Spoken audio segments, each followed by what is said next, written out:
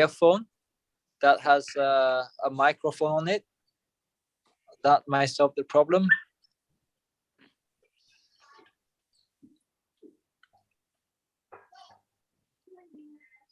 Để cho tôi làm xong này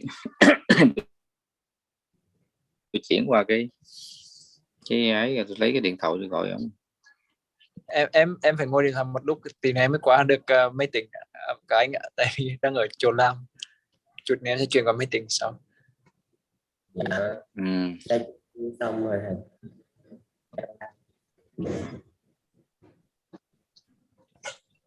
Mắt hot cho đang ở đang tôi là liêu cái này ra.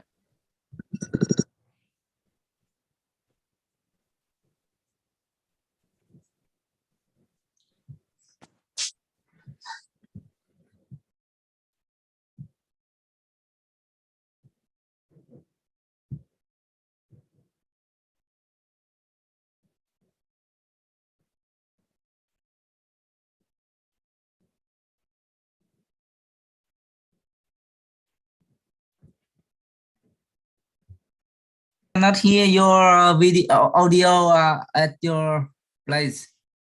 No, man, I can't hear you. You I've switched on audio, and trouble is I'm here by myself. Tim's away. Okay. Using his equipment. You laptop? I've got an Apple laptop. Yeah. Apple laptop maybe they are. Can you log out and log in again? I can try. Yeah. Try that.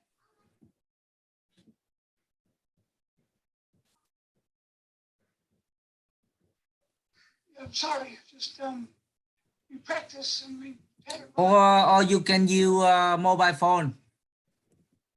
Yeah. Yeah, and then our staff will open the slide for you, and you talk on mobile phone if it's work. Yes, okay. Yeah. Just have my battery last. Okay. Yeah.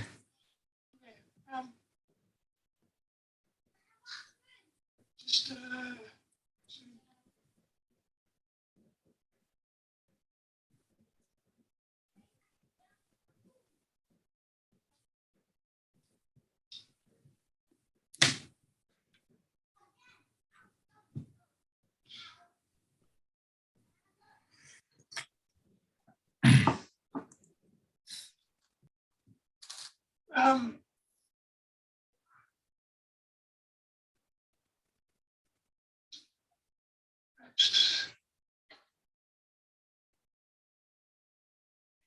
Hồi nãy mình thấy ổng trên hình này phải không? Lúc này đã thấy trên hình rồi đấy anh ạ, chỉ có mất âm thanh thôi.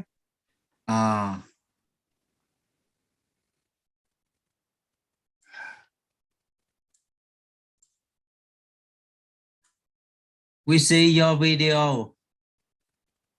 see our video. Yeah, we see you on video. Okay. Như ổng nói gì bên bản nghe không các bạn? Ông nói trên thoại gì bản nghe không? Có nghe một chút đấy anh ạ, nhưng mà nó hơi yếu.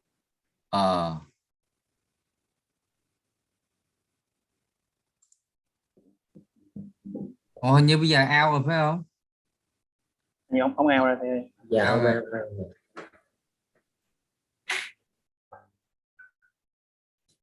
Ổng nhà ổng ở vùng sâu vùng xa ở Úc này thì các bạn biết là cái nhà nông dân đi chạy xe cả nửa tiếng hồ. Yes. Yeah. You can hear now? Yes.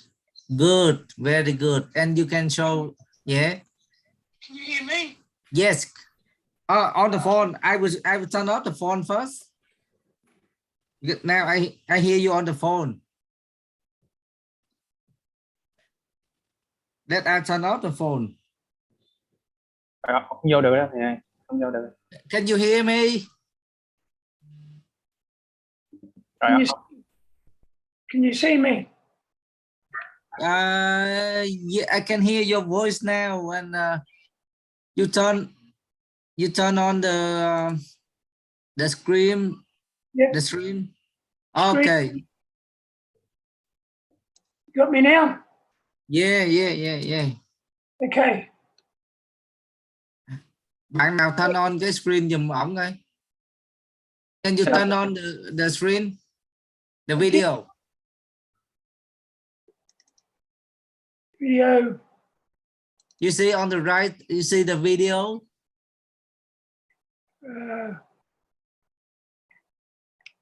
Got the main. Đang làm được không Đăng?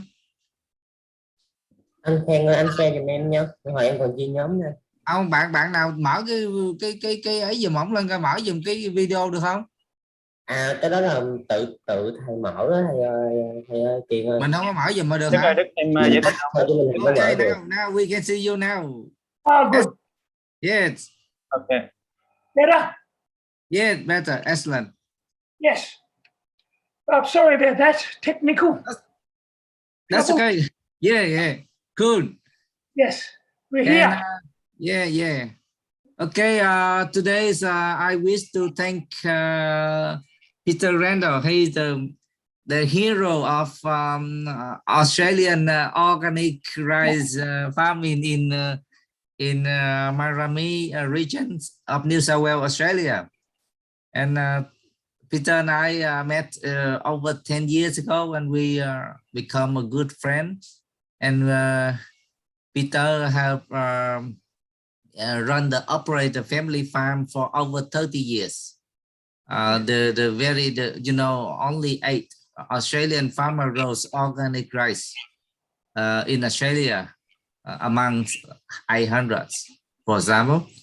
And Peter's rotate, shift, and Clover for his farm to generate the nitrogen for rice farming, and he will tell the whole story.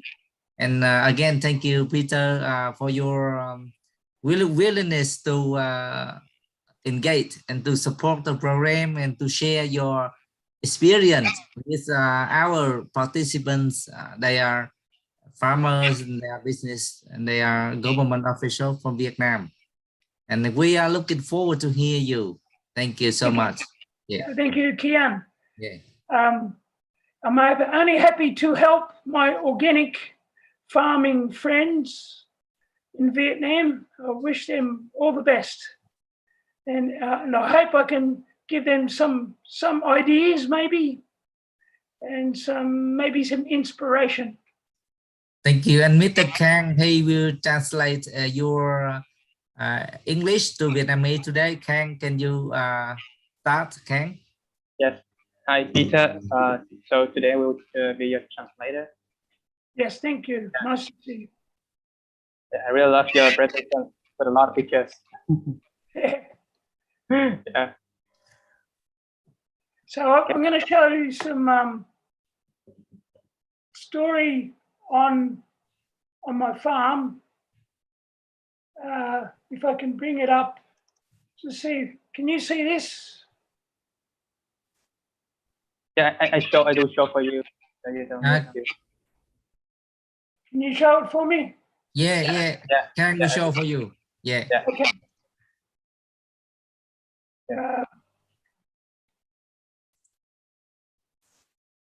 You can stop sharing and then can show for you.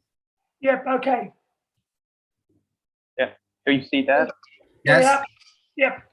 That's good. I can see it. And if you can go forward. And may I talk a little bit about Peter? Yes. He located in a very remote. In his place, there are little Wi-Fi and connections. He live with birds, with a lot of birds, a lot of water birds. Yes. And on the farm and everything you will say, and yeah. Yep. Yep. Yeah. Okay. Yeah. Now you can start. Yeah. Yes. Just trying to get it to work. Next.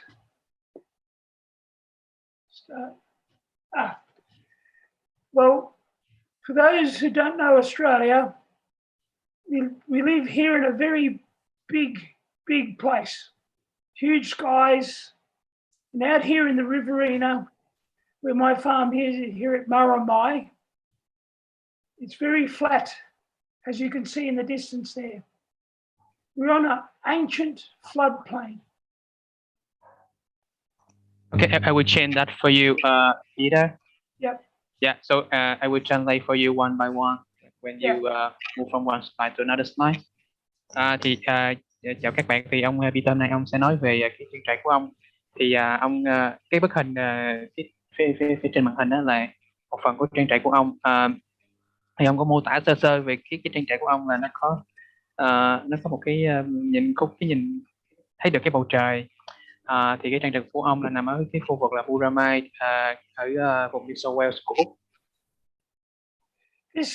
This picture is taken from our bush block. And here's another picture of a young helper visitor on my quad motorbike. I think we're checking the irrigation water that day, and just gives you an idea of life on our farm. As you can see behind, very flat field. That's our rice field, one of our rice fields. Over to you. Yeah. Thì xin chào các bạn. Thì cái tấm hình này cái cô bé này là cái người hiện tại là người giúp đỡ tôi. Thì cái này là cái ruộng của tôi, thì nó tương đối là nó bằng phẳng, và nó cũng tương đối là tôi là chuẩn bị là đang vận hành cái hệ thống tưới tiêu ở đây. You might notice Zoe's hat. It's from Vietnam. We got it on a visit there. We went to Ho Chi Minh City. Yeah, did a nod to Vietnamese people. Thì ở trong tấm hình thì có cái cô bé đang đội cái nón lá của Việt Nam. Cô bé này tên là Châu. Cái nón lá này ông cũng mua được trong một lần ghé thăm thành phố Hồ Chí Minh. Next. On our farm, we have a great diversity of wildlife. And rice farms in the summer support a huge amount of wild animals. And he's one of our native snake, long-necked turtle. And they can be found in the canals and in the rice field. Just an example of the diversity we can get on an organic farm. Thì ở thì ở cái trang trại trồng lúa hữu cơ của chúng tôi thì có rất là đa dạng các loài sinh vật ở đây, chẳng hạn như có rắn này, có rùa, như các bạn có thấy trên hình thì những cái con này nó sống trong cái kênh đào. Từ đó chứng minh được cái vùng này rất là đa dạng về mặt sinh học. Okay. Next. This is our bush block. One of the best parts about farming is you can get a lifestyle. This is in the winter time, in between rice seasons. We're having a bit of a break, barbecue. Sitting with us is a backpacker from France and a young lady from Japan, and my wife and myself. We do this occasionally to take a bit of a break from working. And we have 250 acres of native bush with over 123 species of birds that live there, plus kangaroos, many kinds of snakes. We have a great diversity near the farm. It's nice to get away, have a bit of a break. Xin giới thiệu với các bạn thì đây là cái khu vực mà nó hoặc là cái vùng đồng cỏ ở cái trang trại của chúng tôi thì cái diện tích của nó là 250 acre. Thì mình chuyển ra 1 acre là 0,4 hectare của Việt Nam mình. Thì ở đây thì chúng tôi giữa các mùa lúa gọi là cái thời gian gọi là mùa đông ở Úc thì chúng tôi thường có những cái thời gian nghỉ. Ở đây thì chúng tôi thường có những cái buổi tiệc nhỏ nhỏ, buổi barbecue. Ở đây chúng tôi ăn uống với nhau. Thì ở đây có một bạn nó tới từ Pháp, thì một bạn đến từ Nhật. Thì ở cái vườn của chúng tôi ở đây thì chúng tôi có tới 123 loại chim, cũng như là có kangaroo nữa, cũng là các loại rắn khác nhau. Okay. Our region, our Murrami irrigation area and the Riverina, which is the bigger region, has a long history since settlement. This is the Murrami River, and before roads and railways, the river was a main thoroughfare. It was a main highway to transport goods and products and services up and down the river, coming from Adelaide, which was about 2,000 kilometres away. This picture was taken turn of the last century, around 1900. So the river's been the lifeblood of this area for many, many years. And of course, before white man, local Aboriginal nation called Wiradjuri people were here for thousands of years. And this is what was their supermarket. The river was, the Murrami was their home and their food source. So we have a great connection to the river. I dare say a bit like the Mekong River, but it's only a baby compared to the Mekong. It's only little.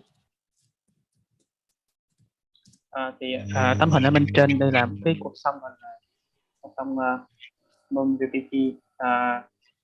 Cái tấm hình này chụp vào năm 1902. Thì cái hình các bạn nhìn vô thấy cái con tàu, cái là tàu hải nước. Thì ông Peter có nói trước khi mà có đường và có đường xá này nọ, xe cộ này nọ, thì cái đường thủy là cái trục đường chính để vận chuyển hàng hóa cũng như dịch vụ ở đây. Thì ông cũng cho biết là ở đây cái con sông này nó rất là gắn bó với cái người dân ở đây, không chỉ là người dân như ông, còn có những người dân bản địa nữa. Họ xem cái con sông này rất là quan trọng. Thì ông nói là nếu mà so sánh với cái sông Mekong của mình thì cái con sông này cũng rất là nhỏ. Thank you. Next. Oh, sorry. Okay. This one. This is a rice field with my sheep during the last drought. As you can see, it's very, very dusty. The sheep are hungry. They're actually looking for something to eat. And while the rice is young, I can let them eat some of the rice. They do not hurt the rice. Thì đây là cái ruộng lúa. Cái cây lúa này nó chỉ mới nó đang trong cái giai đoạn mạ, cũng là đang chuẩn bị là để nhánh. Thì ông có nói là ông cũng cho cừu vào đây nó ăn. Thì nó vẫn cho nó ăn lúa luôn, ăn cái cây lúa, nhưng mà làm sao để cho nó không có ảnh hưởng tới cái cây lúa. Thank you.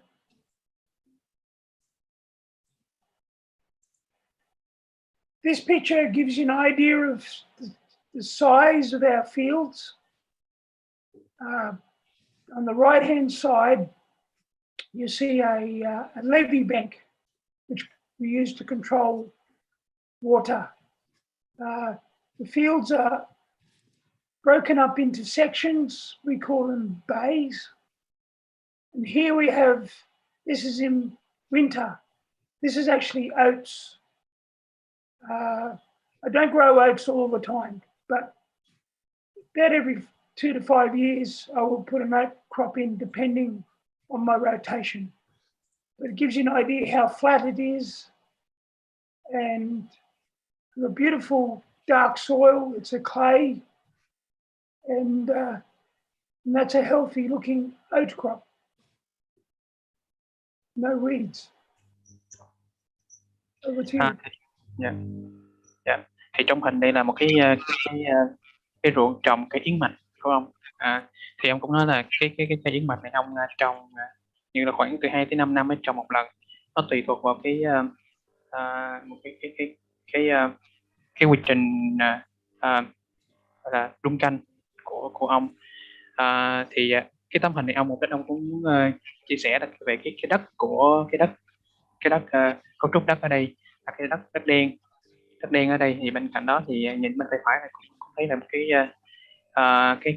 cái đường rãnh ông đào nên để mà có thể là quản lý nước. And between those levee banks, it's a bit hard to tell in this picture, but from bank to bank, there's a better example. That's a contour system on the right, natural contour system, and on the left side is with the straight banks, a laser level field. Between each bank, there is an 8 centimeter fall.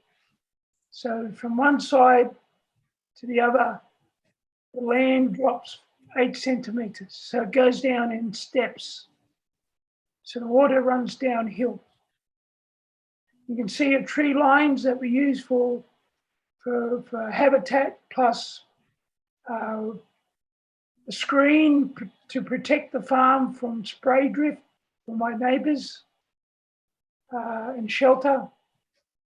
And this picture was taken when we were under drought. This is actually another oat crop at a different time, different year, that's struggling to keep alive. Hence the patchy green. That this is in winter. It should be green all over. But it gives you an idea of the farm. This is looking from the north, looking south. And in the distance is our house, just a little speck in the distance. We have, in the old scale, we have 450 acres of irrigation land that I can irrigate. It might be enough for you. Ông đang nói về cái mảnh ruộng của ông. Cái mảnh ruộng có diện tích là 450 acre là được tưới. Thì ở trong này ông có giải thích về cái cách mà thiết kế của cái vườn. Thì em cũng nói là những cái đường mương được thiết kế theo cái dạng đường song song như thế này. Nó thấy là theo cái dạng đường song song với nhau thì từ những cái đường mương này nước sẽ vào trong cái ruộng để cung cấp nước. Thì bên cạnh đó ông cũng nói là có những cái bên hàng rào xung quanh cái ruộng thì có những cái cây nhỏ nhỏ thì dùng là để giống như là cung cấp một là ông nói là để ngăn từ những cái ruộng ở bên cạnh. Thứ hai cũng như là cấp cái nơi ở cho những con sinh vật khác. Thì cái hình này ông chụp vào cái gọi là cái lúc mùa khô thì các bạn cũng thấy là một số cái mảnh ruộng này nó cũng bị ảnh hưởng, nó màu trắng phía góc dưới bên phải. This field with the green where the oats is, 4 years later, that same field is now rice. It's the current rice crop is in that same field with the wriggly contour banks where the green is. That's where rice is this year, 4 years later. Thì cái tấm hình này thì 4 năm sau là cái ruộng lúa khi mà nó có đầy đủ nước. Yeah. Okay. There's an aerial view of our farm. You can see it's basically split up into 4 sections. We work on a 4-year rotation. 1 year rice in one field, and then the other 3 fields are regenerating under pasture using clover, which is a legume. And we also have sheep in those pasture fields. Okay. Cái tấm hình này chụp từ phía bên trên vệ tinh là các bạn có thể thấy là cái ruộng của tôi nó chia thành 4 phần. Một cái phần là để trồng lúa, còn 3 cái phần còn lại là để trồng những cái loại cây mà để cho gia súc gia cầm ăn. Thì những loại cây này chủ yếu là cái cây thuộc họ đậu. We use the 4-year rotation. The pastures, we use them as weed control, rice weed control, and fertility build up. Clover over 3 years, a field over 3 years going on to 4 years will build up nitrogen captured from the atmosphere, put into the ground by clover pasture. Now, I think in Vietnam, you probably could use some other type of legume, maybe soybean or azolla in the water to capture nitrogen. Also, sheep are a very important part of our program. The sheep produce 1 kilo of manure per day. So they recycle nutrients through the pasture and redeposit it back on the field. So in good times, when there's no droughts, I can have 1,000 sheep on the farm, 1,000. So that's 1 ton of natural manure produced every day just by the sheep alone, being distributed in the fields. Okay. Cái cấu trúc luân canh của tôi là 4 năm.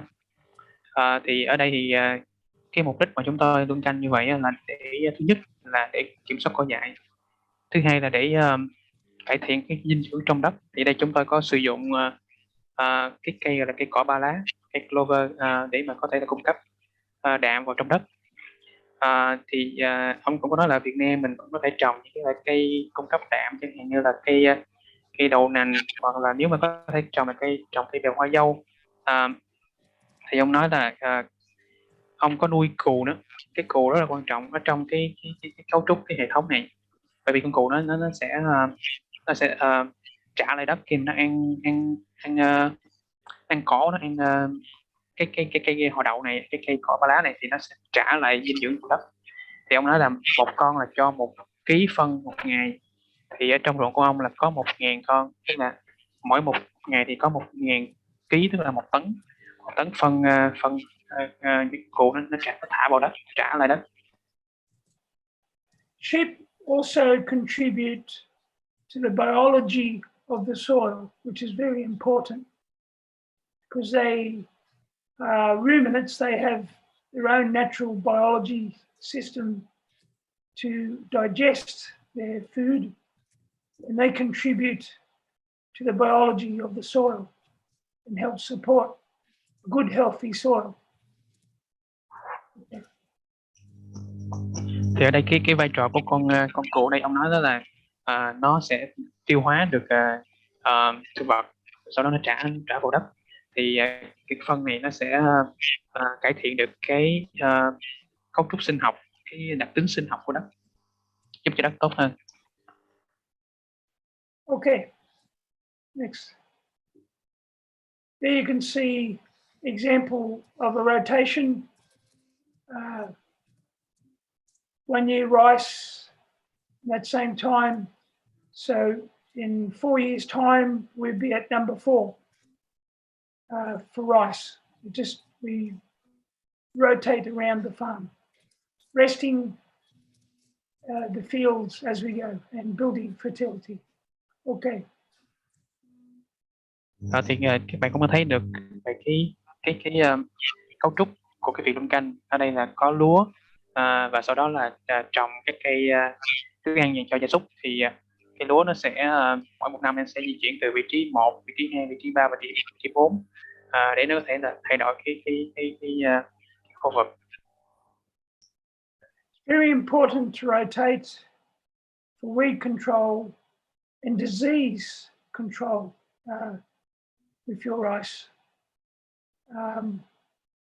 We have a grassy weed we call millet or barnyard grass is our number one enemy in rice, and we find clover pastures plus the sheep help to control that summer grass that grows with the rice. So the longer the rest, the longer the pasture phase, the better. In a perfect world, I would love to have a 7-year rotation, but I just simply don't have a big enough farm to cater for that. Over. Thì ông nói là cái lý do ông lặp lại là cái lý do tại sao mà ông luân canh đầu tiên đó là để kiểm soát cỏ dại. Thì ở đây ông nói là có một cái loại cỏ dại cũng rất là phổ biến, như ông nói là cỏ cú gì đó, cỏ cú, cỏ này cũng tương đối là phổ biến ở Việt Nam. Thì ông cũng nói là nhờ cái cỏ ba lá thì nó cũng rất là tốt trong cái việc kiểm soát cái loại cỏ dại này.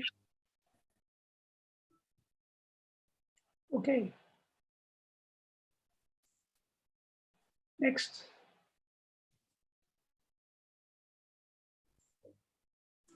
Here's some of my workers, my 4-legged workers. We have Dorper sheep, Dorper, D-O-R-P-E-R. These sheep are originally from South Africa. They are very, very strong sheep. They're very tough. And they can survive any conditions. And they can thrive on very little food. And these sheep, we run like cows. We do not have to take the wool off. The wool falls off. We don't have to cut it off. And the meat from the lambs are like Angus beef. It's tender, succulent protein, beautiful to eat. So we have an organic market for our lambs, which eventually end up in the big cities, sold as organic. And there you can see the green clover pasture. This is probably in spring because of the lambs, young lambs, but yeah, gives an idea what it can look like. Okay, over. Các bạn có thể nhìn vào tấm hình này, bạn thấy là có rất nhiều cừu. Thì ở đây tôi cũng ví von là cừu ở đây giống như là người làm việc cho tôi vậy đó. Thì cái giống cừu này nó tới từ Nam Phi. Thì cái giống cừu này nó rất là khỏe, nó có thể phát triển trên những cái môi trường chung là rất là khắc nghiệt. Nó có thể là phát triển ở trong cái điều kiện là rất ít thức ăn. Thì đối với các loại cừu này thì tôi là sẽ sử dụng là một là cái lông cừu, hay là cái thịt cừu. Thì thường là tôi sẽ bán tại những thành phố lớn ở Úc, bán là những là thực phẩm hữu cơ. Và bạn có thể thấy là cái đồng cỏ là nơi mà con cừu này nó đang phát triển. Okay. Okay, this is maintenance. This is how we build and maintain our rice banks. This is called a disc banker, and it brings up the soil to make a levee bank. control the water in our irrigation system, which is a flood system. We use gravity. Okay. Các bạn có thể nhìn thấy là một cái xe ủi vậy đó. Thì cái xe này nó có cái vai trò là nó sẽ thứ nhất là nó sẽ tạo ra những cái đường rãnh đường vương để mà có thể cung cấp nước cho lúa. Cái này là nó cũng là giúp nó như là cải tạo những cái đường mương cũ. Usually it's only myself working the farm. Do most things just me. We don't have any workers much on the farm. So it's just the tractor enables us to do lots of things just by myself. Thì thường là tôi sẽ làm cái việc này một mình. Chỉ cần một người thôi là cũng có thể là làm được cái công việc này. Okay.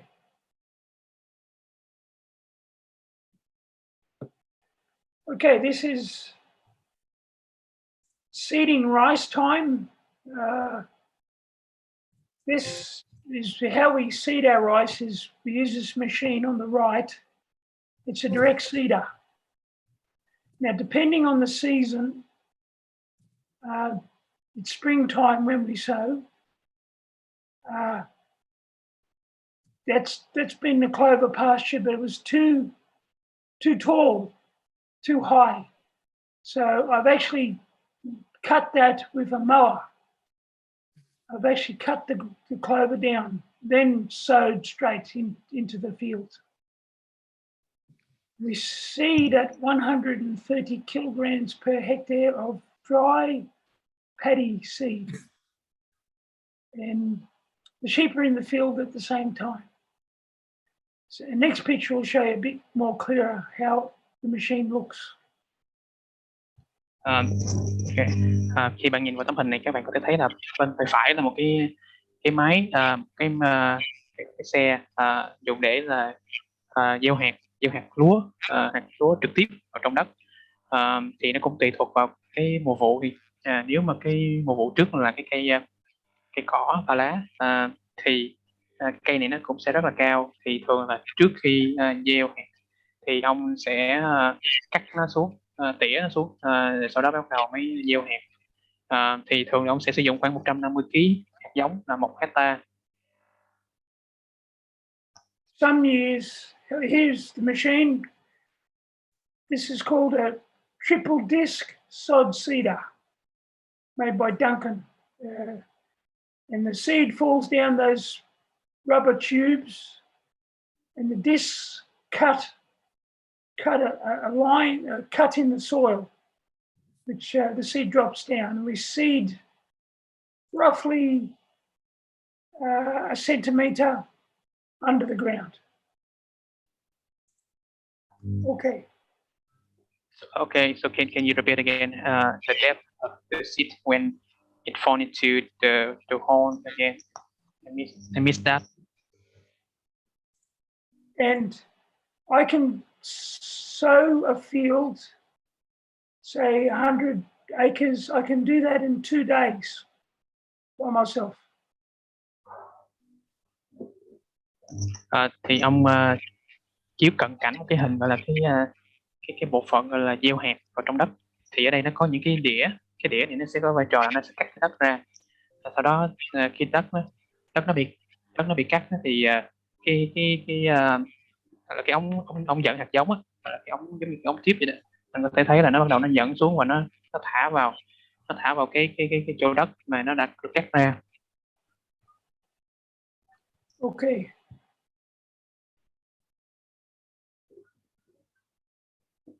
Now, it's a bit hard to believe, but that's a rice field. It's another season where we had lots of pasture, grew up tall. Some years we even cut the grass and clover and bale it into hay. If you know, we compress it into big square bales.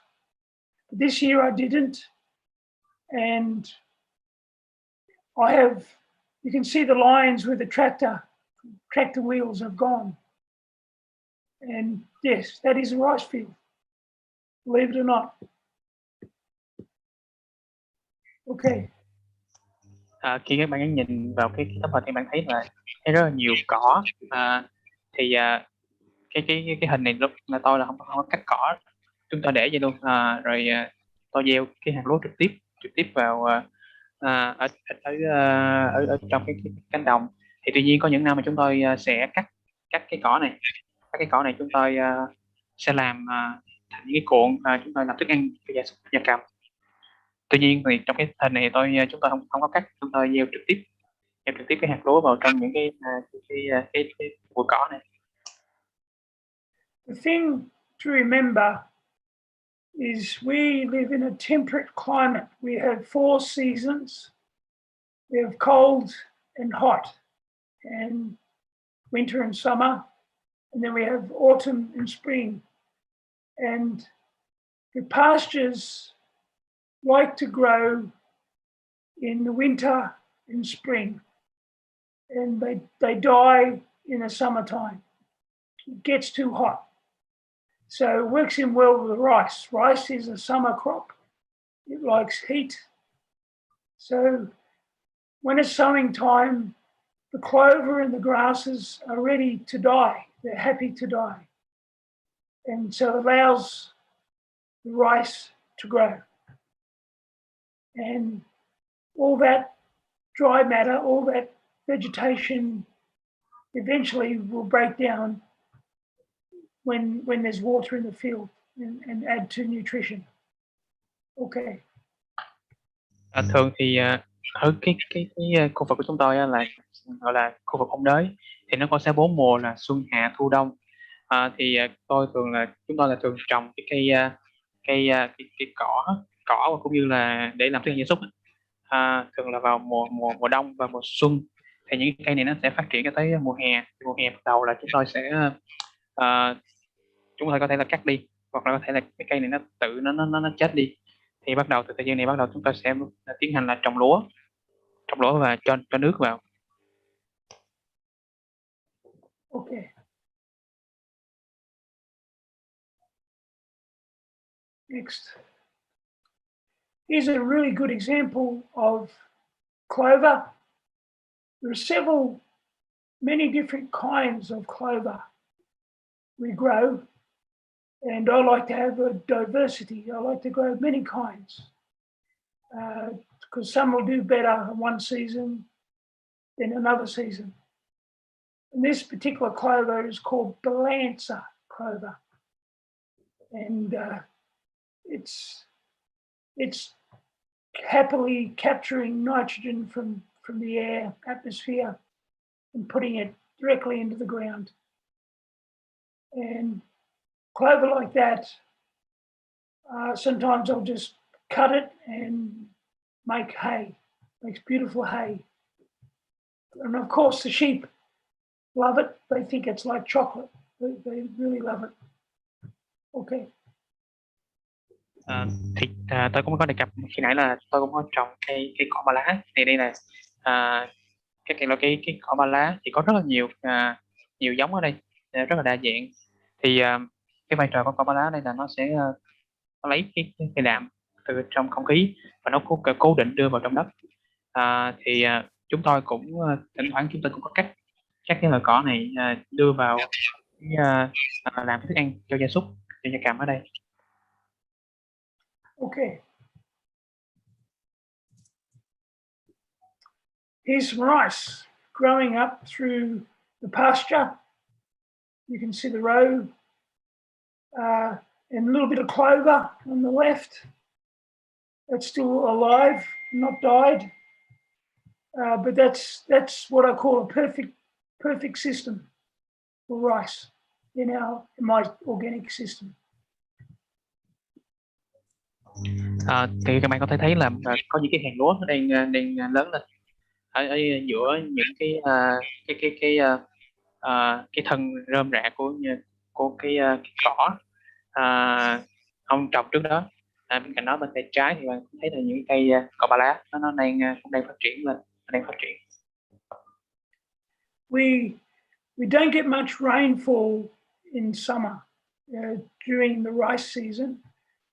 So we, of course, have to irrigate. We use flood system. And to germinate the seed, we put the water on, we put it on the field, then take it off. We put it on, then we drain it off. And that kicks off the rice because we have no rain. And that's how it starts. Thì ở khu vực của chúng tôi thì có rất ít mưa, lượng mưa rất là ít. Thì thường là chúng tôi sẽ phải tưới thêm cho nước vào để có thể là cho cái cây lúa này nó nảy mầm. Thì sau khi mà có nảy mầm thì chúng tôi sau đó chúng ta bắt đầu rút nước ra. Yeah, next.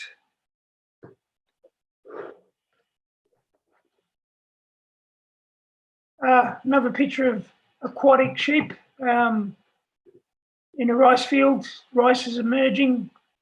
They don't do a great deal of harm, but when it gets a bit bigger, I don't let them stay in the field. But the first maybe month of growing season, the sheep can access the rice field. Here, I just finished irrigating. Okay. Thì thường là thỉnh thoảng là khoảng một lần một tháng là chúng tôi cũng có cho con cừu nó vào cái ruộng nó ăn. Tuy nhiên là làm sao để đảm bảo là nó không có giống như là nó không ăn quá nhiều, ảnh hưởng tới cái giai đoạn sinh trưởng của cây lúa.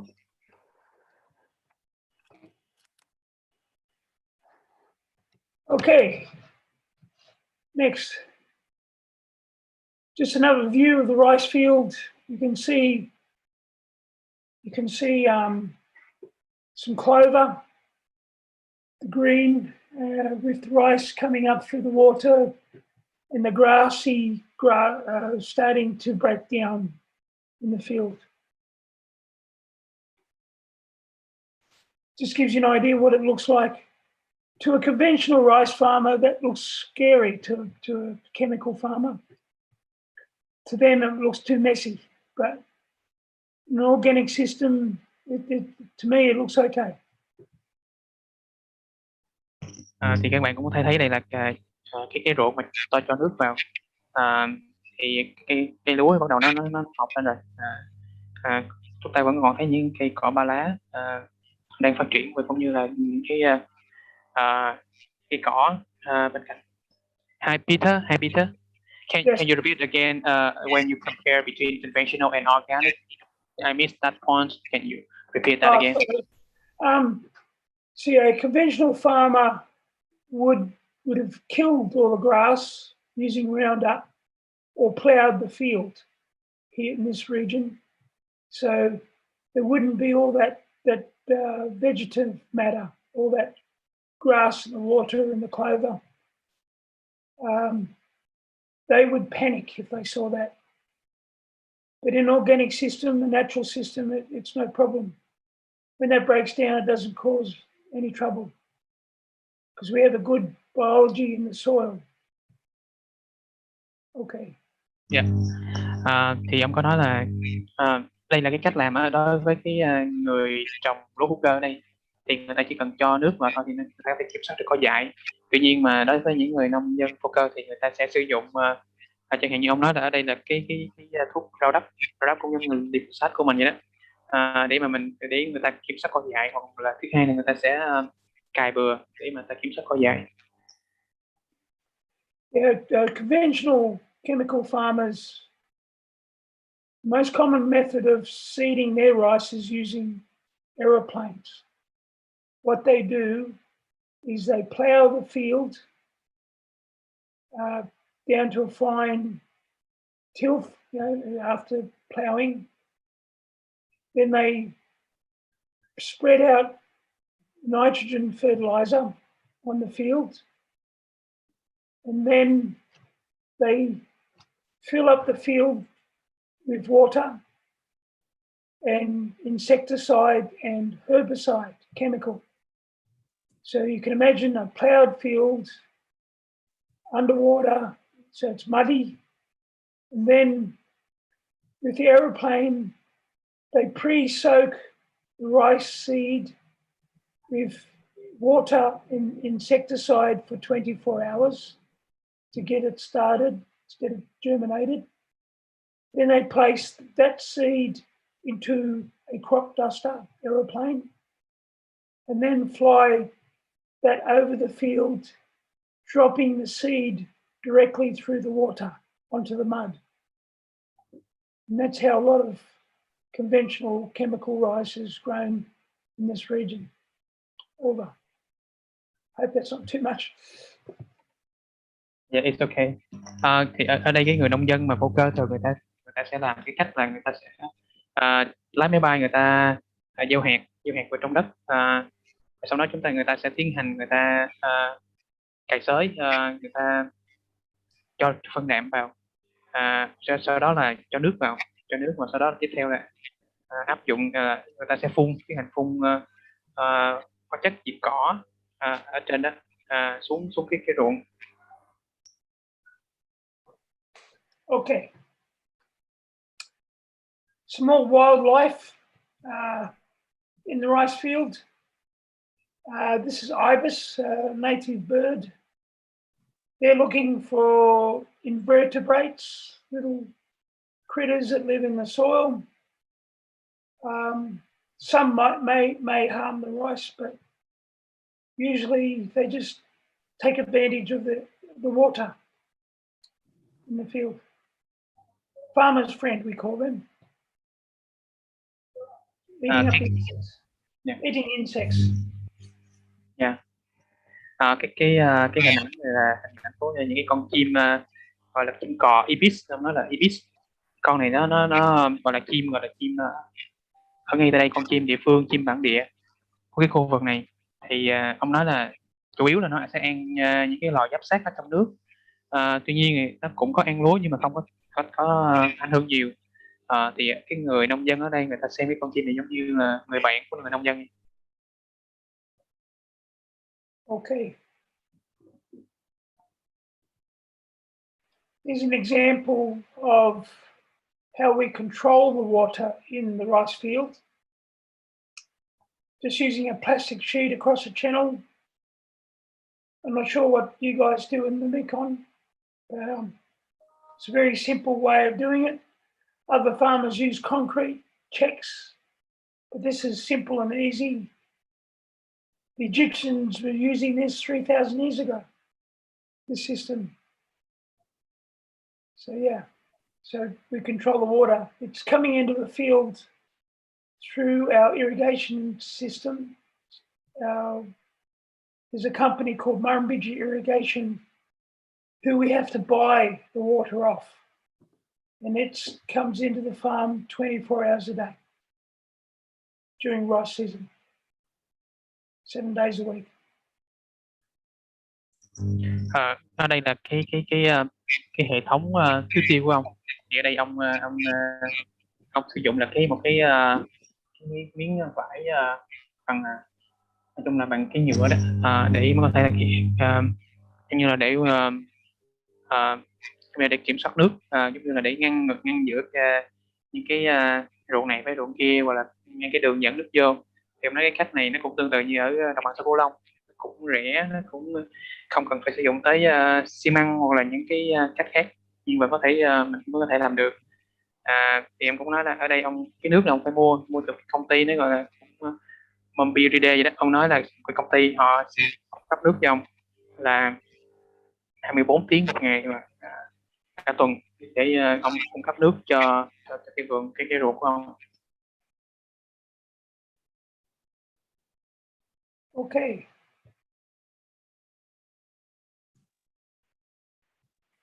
Just another view of the same rice field. As it gets more established,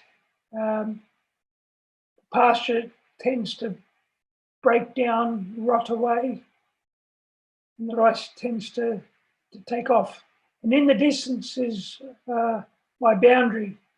I planted thousands of trees to create a habitat and acts as a screen from my neighboring farmers. Đây là cái cánh đồng mà cái lúa nó đã tương đó là nó phát triển. Còn cái cỏ mà chỉ có phía dưới á, thì bắt đầu nó phân hủy đi. Thì bên cạnh đó ông cũng có cái phần mà gần cái chúng ta nhất đó là ông đào là một cái đường bờ mương như đó để mà ngăn nước mảnh ruộng. Còn phía xa xa là ông trồng cây, rất là nhiều cây, cả ngàn cây, để mà thứ nhất là nó cung cấp cái môi trường sống cho sinh vật, thứ hai là để ngăn, nói chung là ngăn cái nhiễm chéo từ ở bên cái ruộng bên cạnh. Good. It's a close up of that tree line. Once again, the rice is a bit older, starting to get taller. Yeah, that field is roughly 40 hectares of rice. 40 hectares. 40. Thì ở trong cái Koshikari, which is an old Japanese variety, sticky rice. It's about 100 years old, the variety, and it's in Japan, they really love it. And it's very tasty rice. It's my favorite as well, koshikari. Đây là cái cánh đồng lúa, nói chung đó là nó đã lớn rồi, nó đang trong cái giai đoạn là đẻ nhánh. Thì ông không có nói là cái ruộng này là nó có diện tích khoảng 40 hecta, trồng cái giống lúa ở nước của Nhật, hoặc là cái giống gọi là koshikari. Thì ông có nói là cái giống này nó cũng tương đối nó cổ, nó cũng khoảng trên 100 năm rồi, nó rất là ngon. Thì ông nói là cái giống này nó cũng là cái giống ưa thích của ông, tức là khi mà ăn á, thì gọi là cái gạo ưa thích của ông. Okay. Now, here's an example of some of this millet rice weed. I'm not sure if you have it in the Mekong Valley or in Vietnam, but you can see the taller, grassy looking, lighter color stuff. That's our biggest enemy in the rice growing in this region. Of course, my biggest enemy being organic. And that's why we really work hard to work on our rotations to suppress this millet or barnyard grass. And in the distance, you can see my rice mill shed and rice storage way off in the background.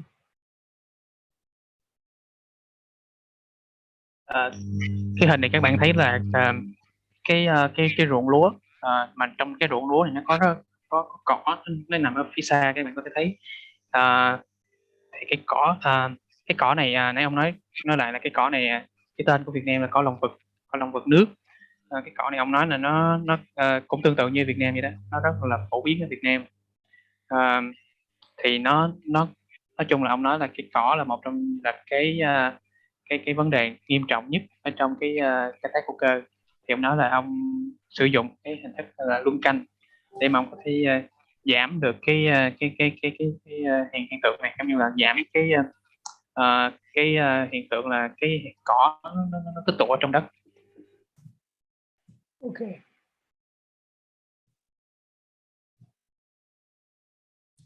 Yes, my faithful sheepdog helping me. There's just there, you can see the millet grass.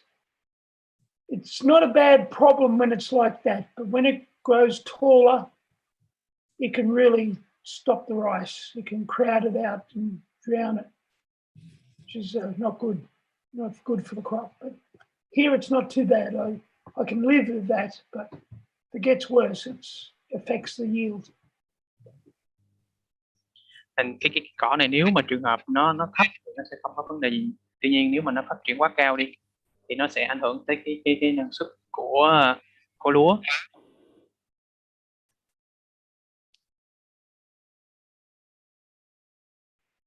Now, I don't apply many fertilizers. But I use this Japanese product called, in Australia we call it OZA. In Japan it's called EM, Effective Microbes. And it has over 100 beneficial bacteria and fungi that we inoculate the rice field with. We drip directly into the water that goes into the rice field. And I can use, they're 1,000 litres. I can put up to 6,000 litres into a field over growing season. Thì cái này là cái hệ thống mà tôi dùng để tôi tưới tiêu. Thì bên cạnh đó thì trong cái nước này tôi cũng có cho vào cái gọi là cái phân gọi là oza. Trong cái phân này nó có những cái có tới 150 loại vi sinh vật và các loại nấm có lợi.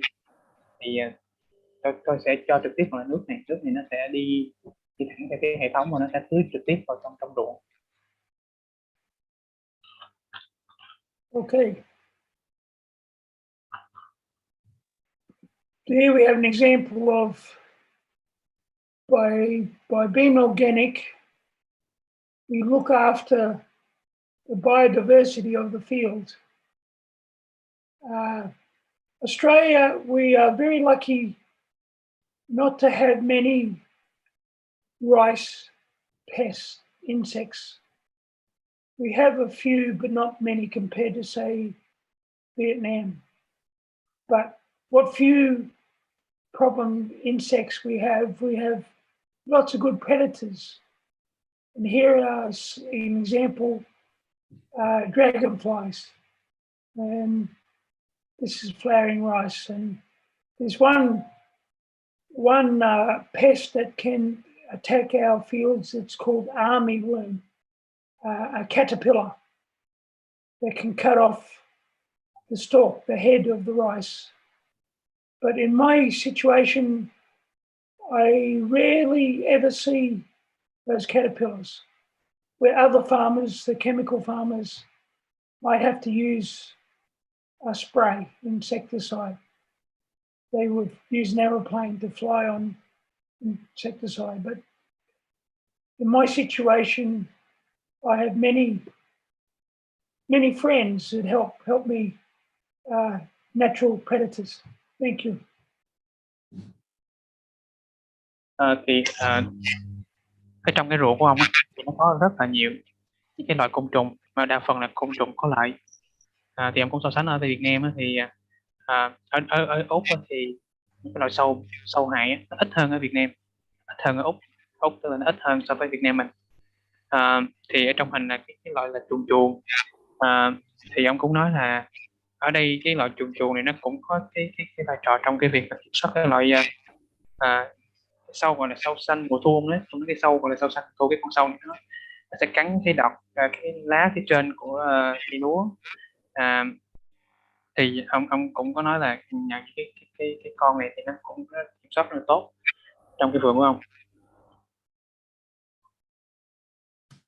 Okay.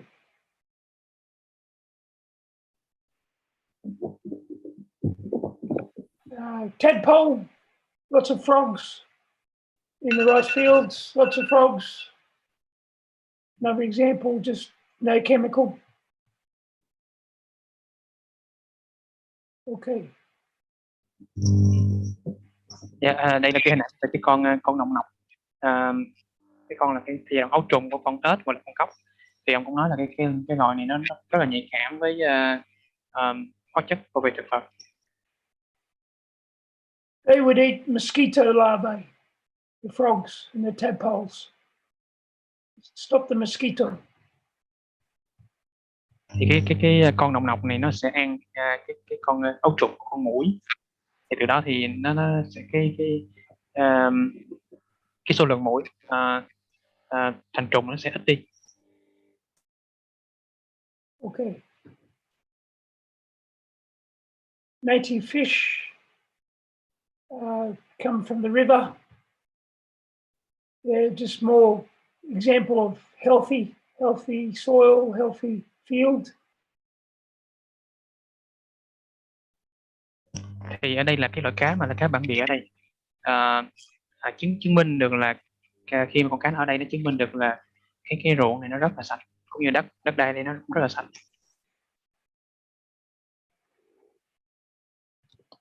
Ladybug, another predator, farmer's friend, helping me in the field. And I can have thousands of ladybugs like that some seasons, having a feast.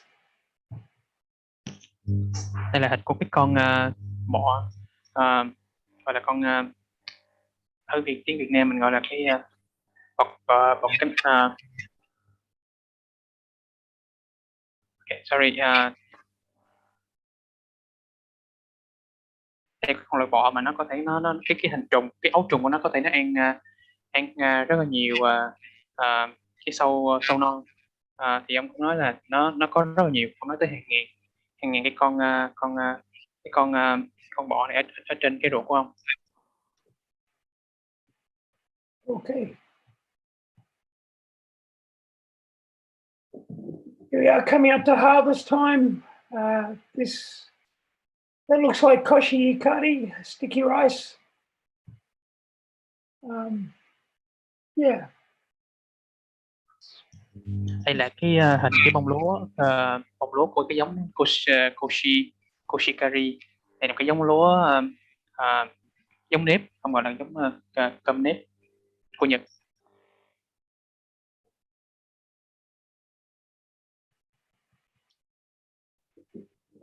Here we are at harvest time. I dare say a familiar color to you people in Vietnam. So yes, the water is drained off the fields, or we actually, most years we actually stop the water going in, and it's hot. It can be up to 40 degrees, and the plant sucks up the soil. The rice drinks the water and dries out the fields, ready for harvest. Ông nói là cái hình này nó cũng rất là thân thuộc với người Việt Nam mình. Khi mà lúa nó chuẩn bị thu hoạch, thì ông nói là ở đây cái thời điểm này khi mà lúa chuẩn bị thu hoạch, ông đã rút nước ra hết rồi. Nhiệt độ ở đây có thể lên tới là 40 độ C, và các bạn cũng thấy là cái ruộng nó cũng ở đây nó cũng bắt đầu là để thu hoạch rồi.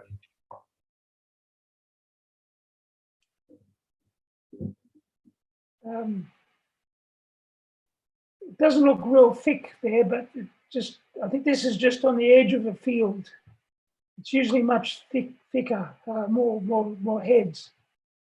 But yeah, that looks to be like a long grain variety. Some years we grow up to 5 varieties of rice. Fragrant rice through to the standard long grain. In Australia, we have a variety called Dungara, which is a low GI, which is good for diabetes and slow sugar rice. So in Australia, there is actually around 12 varieties of rice that are grown commercially at the moment. In some years, I'll grow up to 5. This year, I only have two growing at the moment. Okay. Thì ông nói đây là cái giống lúa hạt dài. Thì ông nói là ở trong cái ruộng của ông trồng tới 2 năm giống lúa. Thì ông cũng nói là trong những cái giống lúa đó thì có cái giống lúa mà nó sẽ có cái hàm lượng tức là nó tốt cho người tiểu đường, tức là cái hàm lượng đường ở trong nó rất là thấp khi mà ăn. Tuy nhiên thì hiện tại thì ông hiện tại thôi thì ông trồng có 2 cái giống thôi. Okay. Harvest time. This is my harvester on the left. That can, in a good day, we can harvest 80 to 100 tons of rice per day on a good day. No breakdowns. And And the red bin behind the green tractor, behind the John Deere, we use that to take the rice out of the field to a truck or to storage. So that's how we transport the rice from the field. Some years I could be just by myself. I drive the harvester, then stop, hop on the tractor, then unload into a truck, then come back to the harvester. But usually I have somebody helping me, 2 people, most years. Thì đây là cái hình ảnh lúc thu hoạch lúa. Ở bên tay trái là cái gọi là cái máy thu hoạch lúa, giống như cái máy gặt của Việt Nam mình. Thì thường là nó sẽ thu hoạch có thể là một ngày có thể là từ 800 tới 100 tấn một ngày. Sau đó nó sẽ đổ vào cái bồn ở phía bên cạnh. Cái bồn sau đó sẽ được chuyển tới những cái xe tải này sẽ chuyển tới cái chỗ mà để trữ. Thì ông nói là ông có thể làm việc, ông cũng có thể tự làm việc, nhưng mà có thể là sẽ cần thêm 2 người nữa để hỗ trợ ông trong cái việc thu hoạch.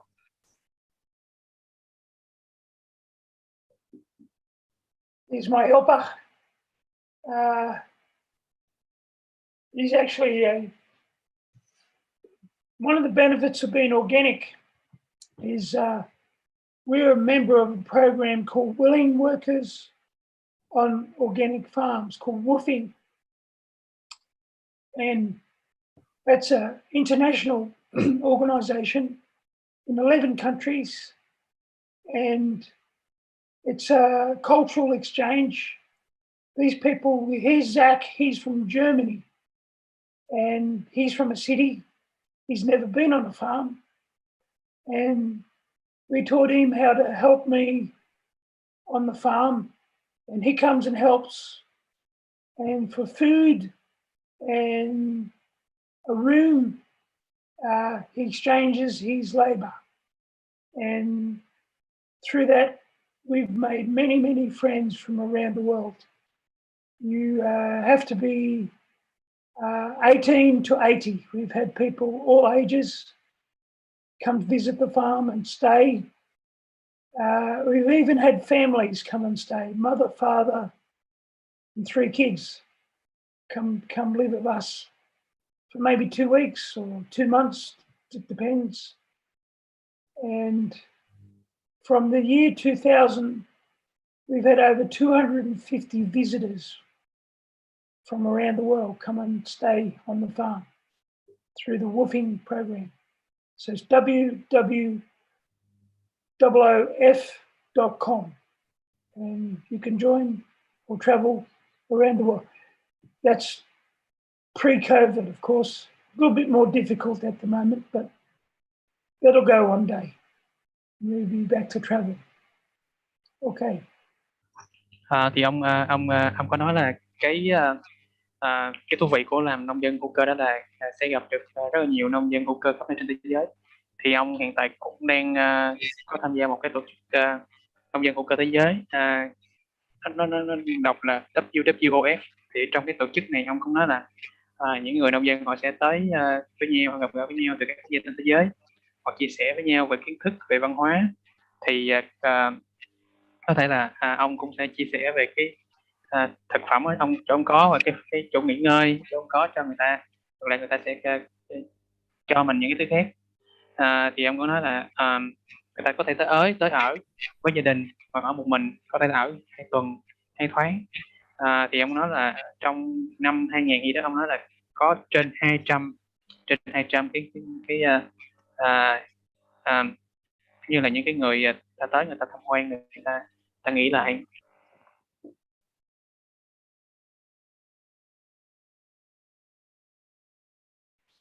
Harvester in action.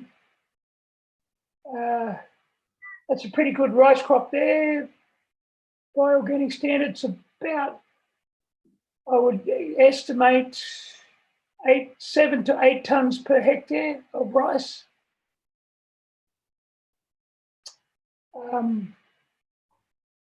These days, we keep most of the rice we grow, and I have a small on-farm rice mill. So we take it up to my storage shed, and it's about 14% moisture at that harvest time, so 14%. So yeah, you can see an idea how thick the rice straw is. It's a pretty good crop, that particular one. Như tôi có nhắc lúc nãy thì một ngày chúng tôi có thể là thu hoạch là tới là 80 tấn lúa một ngày. Thì sau đó thì chúng tôi sẽ đem về trữ. Thì trữ phần lớn thì phần là chúng tôi sẽ dùng để chúng tôi chà ra. Thì khi mà đem cái lúa mà đem về cái chỗ cái kho trữ thì cái độ mặn nó phải là 14%.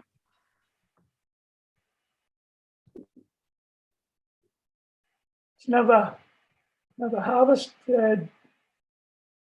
bit different year. It's a little bit greener, the straw. Yeah, it gives you an idea how it looks. Big fields. Thì cái tấm hình này cũng là cái tấm hình một cái cánh đồng chuẩn bị thu hoạch. Cái rơm nó bắt đầu chuyển sang màu vàng. Okay. After a hard day's work, having a rest the next day. Excuse me, can you repeat again? I missed your point. Hi Peter, can you repeat again? Yes.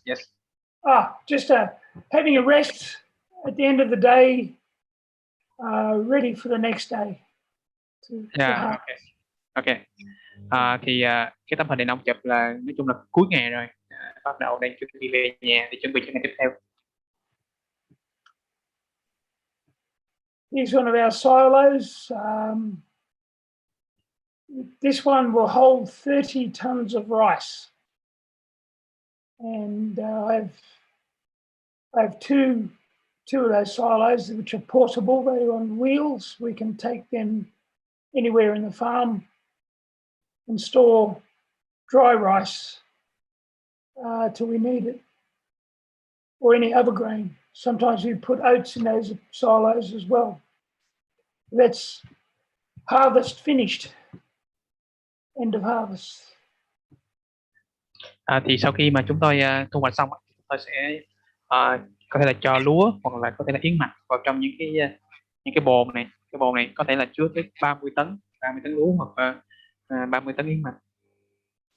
So we're heading the season. We harvest around April, May, and in Australia that's going into autumn and heading towards winter. The nights are getting cool, the days are getting shorter, and heading towards our winter time.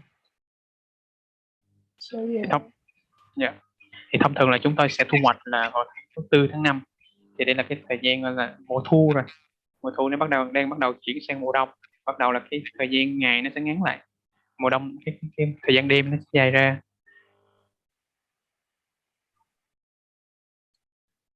Here's a view of our packaging room where we process our rice after milling.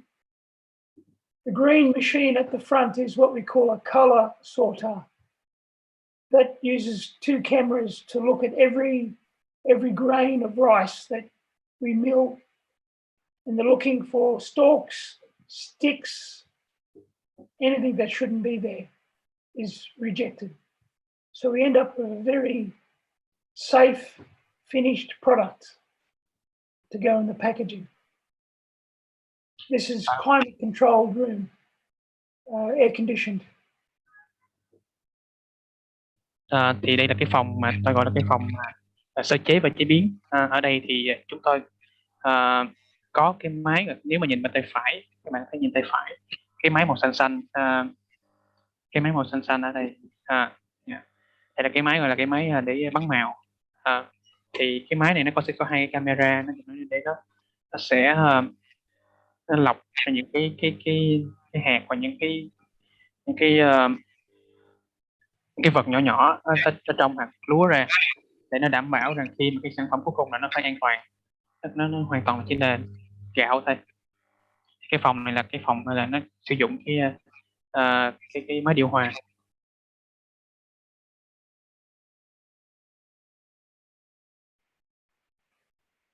Here's one of the markets we go to, or used to go to before COVID. This is in Sydney. It's called Carriage Works. It's one of the best markets in Australia, the best products.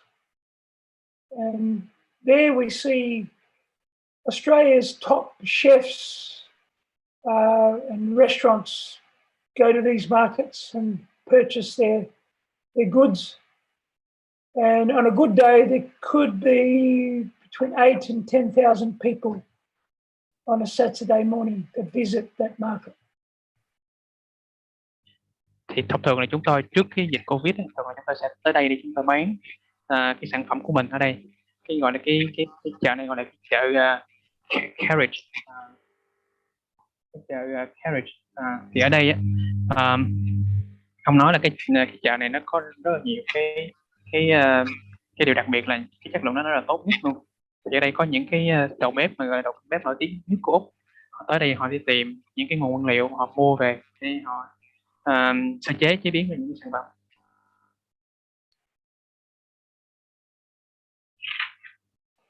Here's another market we do is outdoors. This is a typical farmer's market setup that we do. That's my wife Jenny. Our truck in the background that we bring the rice from the farm. An example of our packaging and the different varieties of rice. We do brown, white, long grain, short grain, sticky rice, medium grain, rice cakes, rice flour, rice bran. Đây là cái lều, một cái lều phổ biến của những nông dân mà họ bán tại cái chợ nông dân ở đây. Thì đây là cái lều của tôi, thì có vợ của tôi, thì chúng tôi dựng lên cái lều này. Thì phía sau là có cái xe tải của chúng tôi chở cái đồ tới đây. Thì trên bàn các bạn cũng thấy là chúng tôi là có gạo lứt, có gạo trắng, có bột gạo, có bánh gạo, cơm gạo.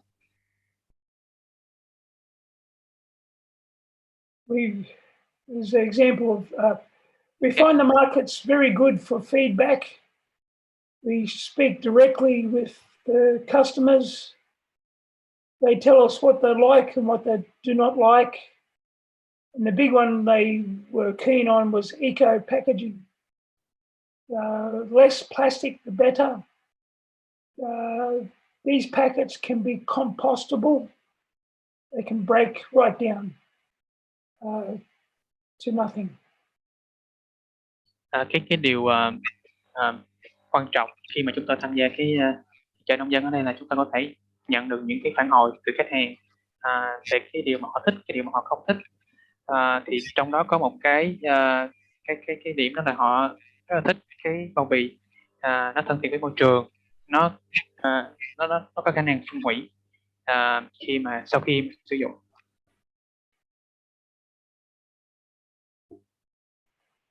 Just another example at the markets.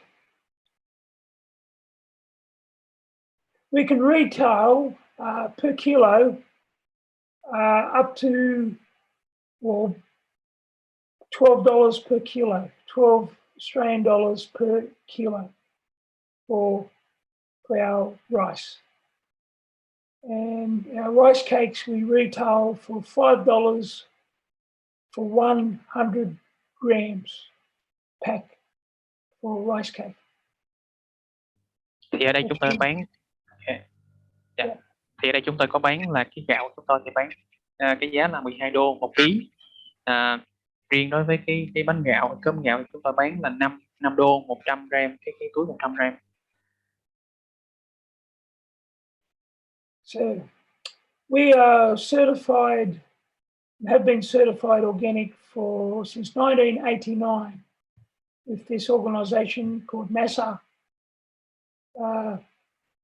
It's one of the leading certifiers in Australia, recognised internationally to a standard of organic. And I'm pretty sure NASA operates in Vietnam.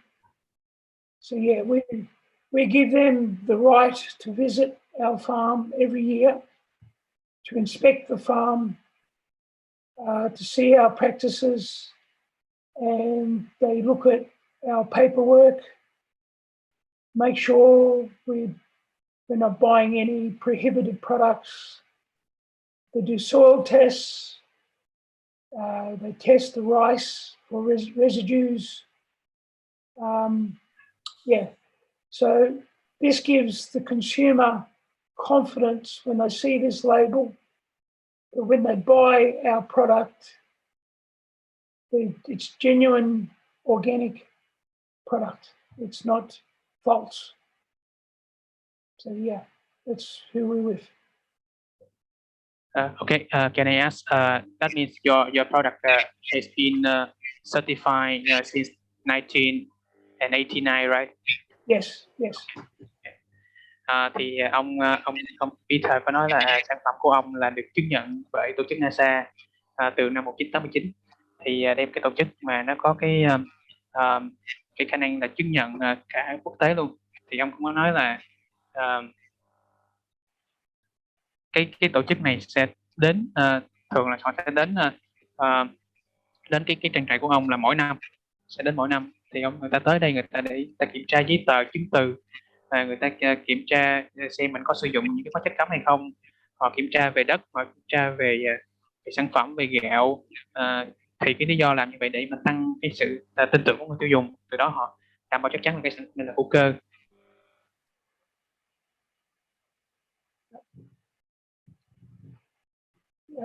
So one of the benefits of evaluating or doing our own processing, we find people are interested in what we do. And we have many visits before COVID, of course, but we used to get visits from universities, schools, private organizations, just come to see what we do. The big shed in the background, that's where we mill the rice and where I have bunker storage of the paddy rice. So yeah, so some years we have busloads of people come and visit. And sometimes I even cook them lunch. I cook them up to 50, 80 people. I'll cook them a paella using our rice, which always goes down well. Of course, that's another avenue for income. We don't charge universities or some schools, but we do charge for private tours and things. So it all helps with income. Okay. Thì bên cạnh đó thì chúng tôi cũng có tổ chức cái tour cho người tham quan. Thì những người tham quan thường là học sinh, sinh viên, hoặc là những cái tổ chức tư nhân, thì họ cũng có đem khách tới đây. Thì đối với học sinh, sinh viên chúng tôi không có lấy tiền, nhưng mà đối với những cái tour tư nhân hoặc những cái tour tổ chức bên ngoài thì chúng tôi sẽ lấy tiền. Đôi khi có thể tới là 80 người tham dự. Thì tất nhiên là trước dịch Covid. Thì từ nhờ cái nguồn này thì hiện tại là chúng tôi cũng đóng góp vào cái nguồn thu nhập của chúng tôi.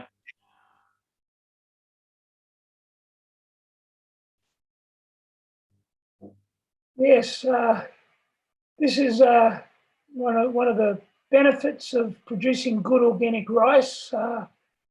This is a prestigious food quality award in Australia. It's from a magazine that's called Delicious, and we've won a couple of awards.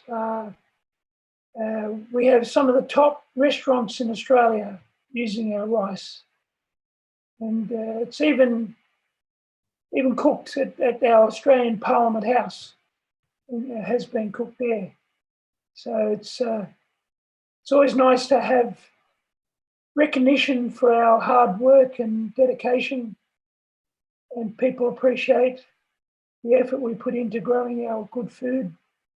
And on the left of me, that's my youngest son, Tim. He's been a great help to me over the years. And my good wife, Jenny. Yeah.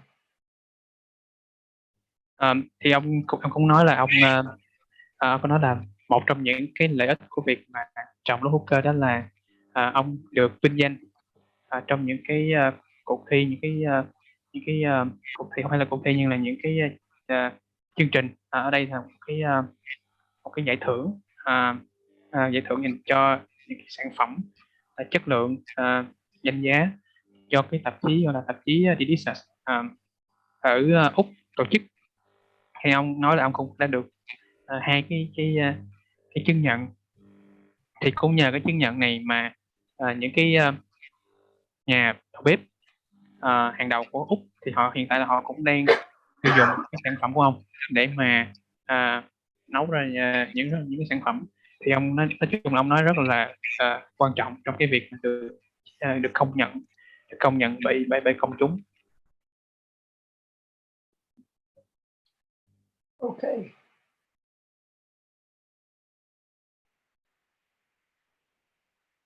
Drought. It's one of in the last 20 years, we've had two major droughts. And Australia is the land of extreme.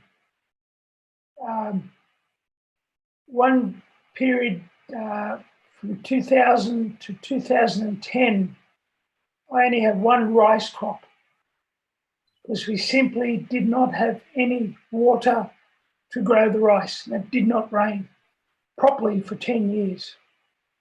And here we have a dust storm, which happened quite often in those drought years.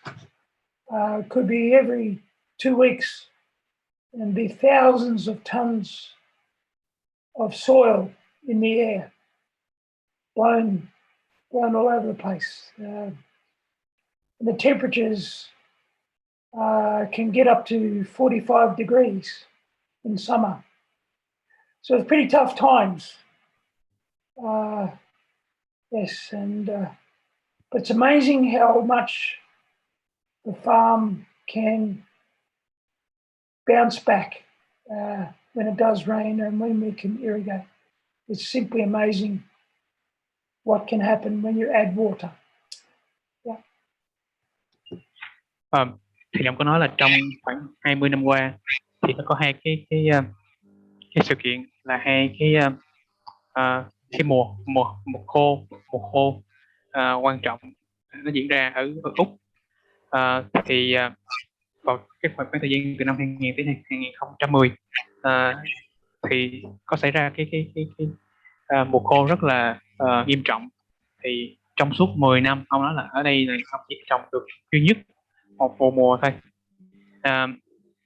Thì những cái trong cái mùa khô này nó xảy ra rất là nhiều cái trận bão cát. Bão cát thường nó diễn ra là khoảng 2 tuần một lần. Và nó mang theo rất là nhiều đất, bụi và cái nhiệt độ không khí là 45 độ C. Thì ông muốn nói là tuy nhiên sau mỗi một cái mùa khô vậy đó, khi mà có nước thì mọi thứ nó lại trở lại tốt hơn, tốt trở lại khi mà có nước. Yes, dust and more dust. Next slide. Okay. Thì tấm hình này nó cũng cho chúng ta thấy là cái trận bão cát ở đây. The ground gets so dry, it cracks open and it sinks. The ground falls away and makes these holes. That's when it's really, really, really dry from drought. Yeah, các bạn có thấy đây là cái mặt đất mà nó rất là khô nó khô tới cái mức độ mà bắt đầu là nó sẽ có những cái gọi là cái ổ vôi bắt đầu nó sụp xuống. And here we have a little bit of clover that somehow has grabbed a little bit of moisture, because this is winter time. This picture should be all green, and just shows you how resilient the clover pasture can be if you give it a bit of water. Somehow it must have trickled into the hole and enabled it to grow a little bit. Tuy nhiên có cái cây là cây cỏ ba lá, tuy nhiên nó vẫn có thể nó phát triển được, nó vẫn có khả năng là nó lấy được một chút cái độ ẩm trong đất, chứng tỏ là cái khả năng mà chống chịu của cái loại cây này rất là tốt. And of course, the biggest worry going forward is climate change. Australia, we are definitely in the front line of climate change, and water's availability is going to be a big issue for us to do our farming. It's going to get harder and harder, so we have to be more efficient with our water use. So yes, going forward, let's hope we can slow climate change down. Yeah, thank you. Yeah, I really hope so. Yep. Yeah. Thì ông cũng có nói là hiện tại cái thay đổi khí hậu nó diễn ra rất là cấp bách, cũng nghiêm trọng ở Úc. Thì Úc là một trong những nước mà có thể nói là bị ảnh hưởng bởi biến đổi khí hậu rất là nặng nề. Bởi vì là nước hiện tại rất là cái việc mà nước ở Úc càng trở nên nó khan hiếm, và cái việc sử dụng nước để trồng trọt nó cũng càng ngày càng khó đi. Thì ông nói là cần phải có những cái cách nào để sử dụng nước nó hiệu quả hơn, và đồng thời là cũng có những cái biện pháp nào mà để giống như là mình sẽ làm chậm lại cái quá trình biến đổi khí hậu. And organic farming, because of the way we farm, we are naturally low carbon. We actually capture carbon from the soil, from the atmosphere. We capture CO2. We build to build our soils. So by organic farming, we are definitely helping the planet by low carbon, low input farming. Thank you. Đối với nông nghiệp của chúng ta thì chúng ta đang cố gắng là chúng ta cải tạo lại cái đất bằng cách là chúng ta đưa cái carbon vào trong đất, giống như cái bài học hôm qua thì chúng ta đưa cái carbon vào trong đất thông qua cái chất glucose. Thì ở đây thì ông nói là đưa vào carbon thì nó sẽ giúp một phần nào trong cái việc là giảm cái ảnh hưởng của khi biến đổi khí hậu, là giảm đi chậm lại cái sự biến đổi khí hậu trên thế giới. Okay. Yeah, thank you, Mr. Peter. Thank you.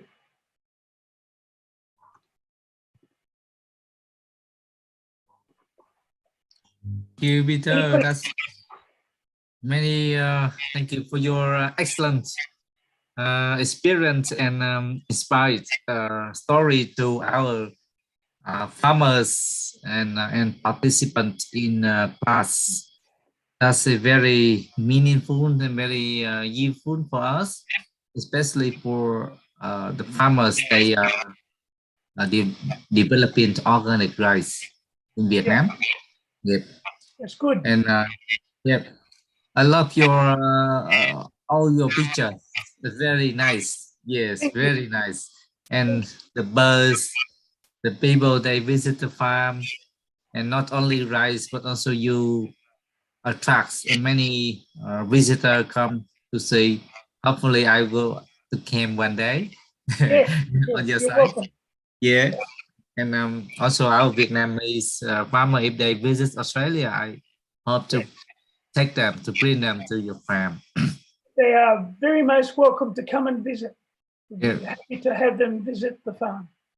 Before a participant ask question, do you have any question in mind you want to ask participant to discuss about your presentation if you have, or you can send on the text the question, and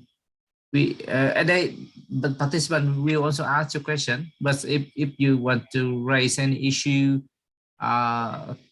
for participant, they can discuss in group, and you are welcome. Just let's open. If you have, please type on chat box, and our team will arrange a group discussion. Okay. Yep. So happy to take questions. Yes. Directly. Yeah. Yeah.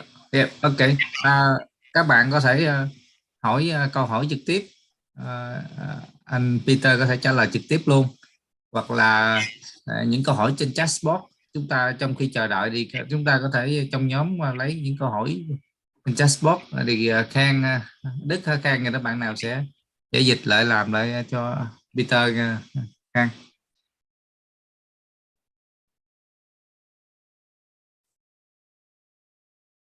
Khang. Hello. Okay. Hi, Mr. Peter. So now I think I will let like Mr. Đức will describe something about how we discuss questions, and I will raise questions for you. Mời Đức em có thể cho ông Peter biết cách mình trình bày bữa nay. Yes, thank you, Mr. Kang. Sorry, Peter, I was moving from my phone to my laptop, so Okay. 2 seconds lacking. So basically, I think Dr. Kin has mentioned about that you might send the participations, some students a few questions to discuss. Usually we have the second part as a discussion where students have 1 or 2 questions to discuss and bring up their stories and experience. And then the student going to share that after the discussion section, a few minutes for each group. And but in the meantime, I think the student has probably has some time to answer the quick surveys. So usually we have 1 or 2 quick questions for the survey that student can quickly answer to give us some feedbacks or some perspective about the topic. Yeah. I think that would be quite helpful. So if you can send us 1 or 2 questions to discuss, that would be very great. Any question that can be interesting to help the student to think about the story that you share, and then the journey that you have with organic rice production. Because I think we have sort of many students here, organic rice growers, and many want to be growing rice as well. So it could be very helpful to have some question. Em có lời một cái đoạn. I gonna translate for myself here. Em có lời một cái đoạn vừa rồi. Sorry, em xin lỗi mọi người trong nhóm ạ. Thì chắc là anh Kiên vừa chia sẻ với mọi người về việc thầy Kiên vừa chia sẻ với mọi người về việc trả lời cái survey, các cái câu hỏi nhánh ạ. Thì trong thời gian này thì thầy Peter sẽ gửi cho mình câu hỏi để thảo luận ạ. Thì mọi người có thể tranh thủ thời điểm này và trả lời các câu hỏi survey ạ.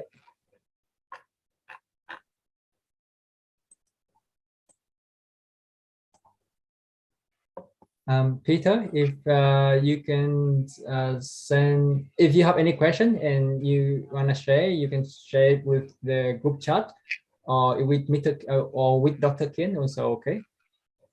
Yeah, just trying to think what I could say.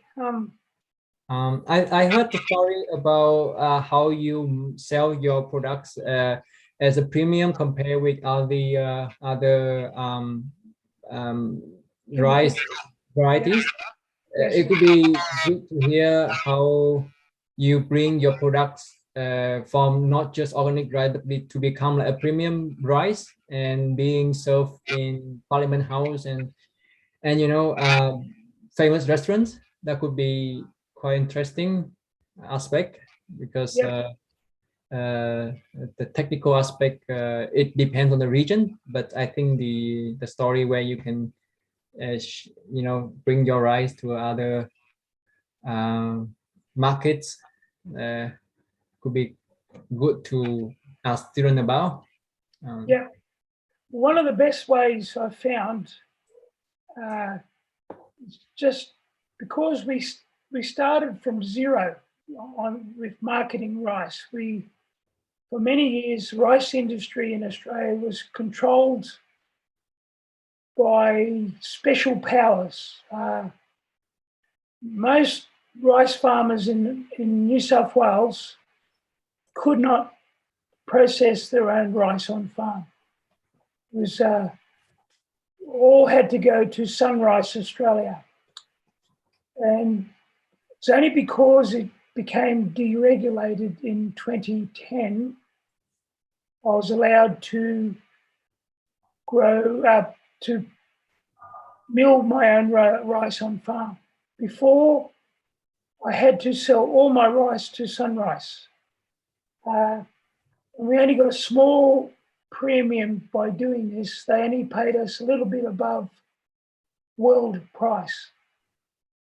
But over the years, because we've been organic for many, many years, Sunrise, to their credit, did sell our rice as organic and still do sell organic rice. But they only gave us a small premium. But through the years, we have many inquiries from all over the country, in fact, all over the world, asking for our rice. So I knew we had a product that people wanted. So when deregulation happened in 2010, I quickly applied for a license to mill our rice. This is our first time of doing this in 2011 when we established the milling program.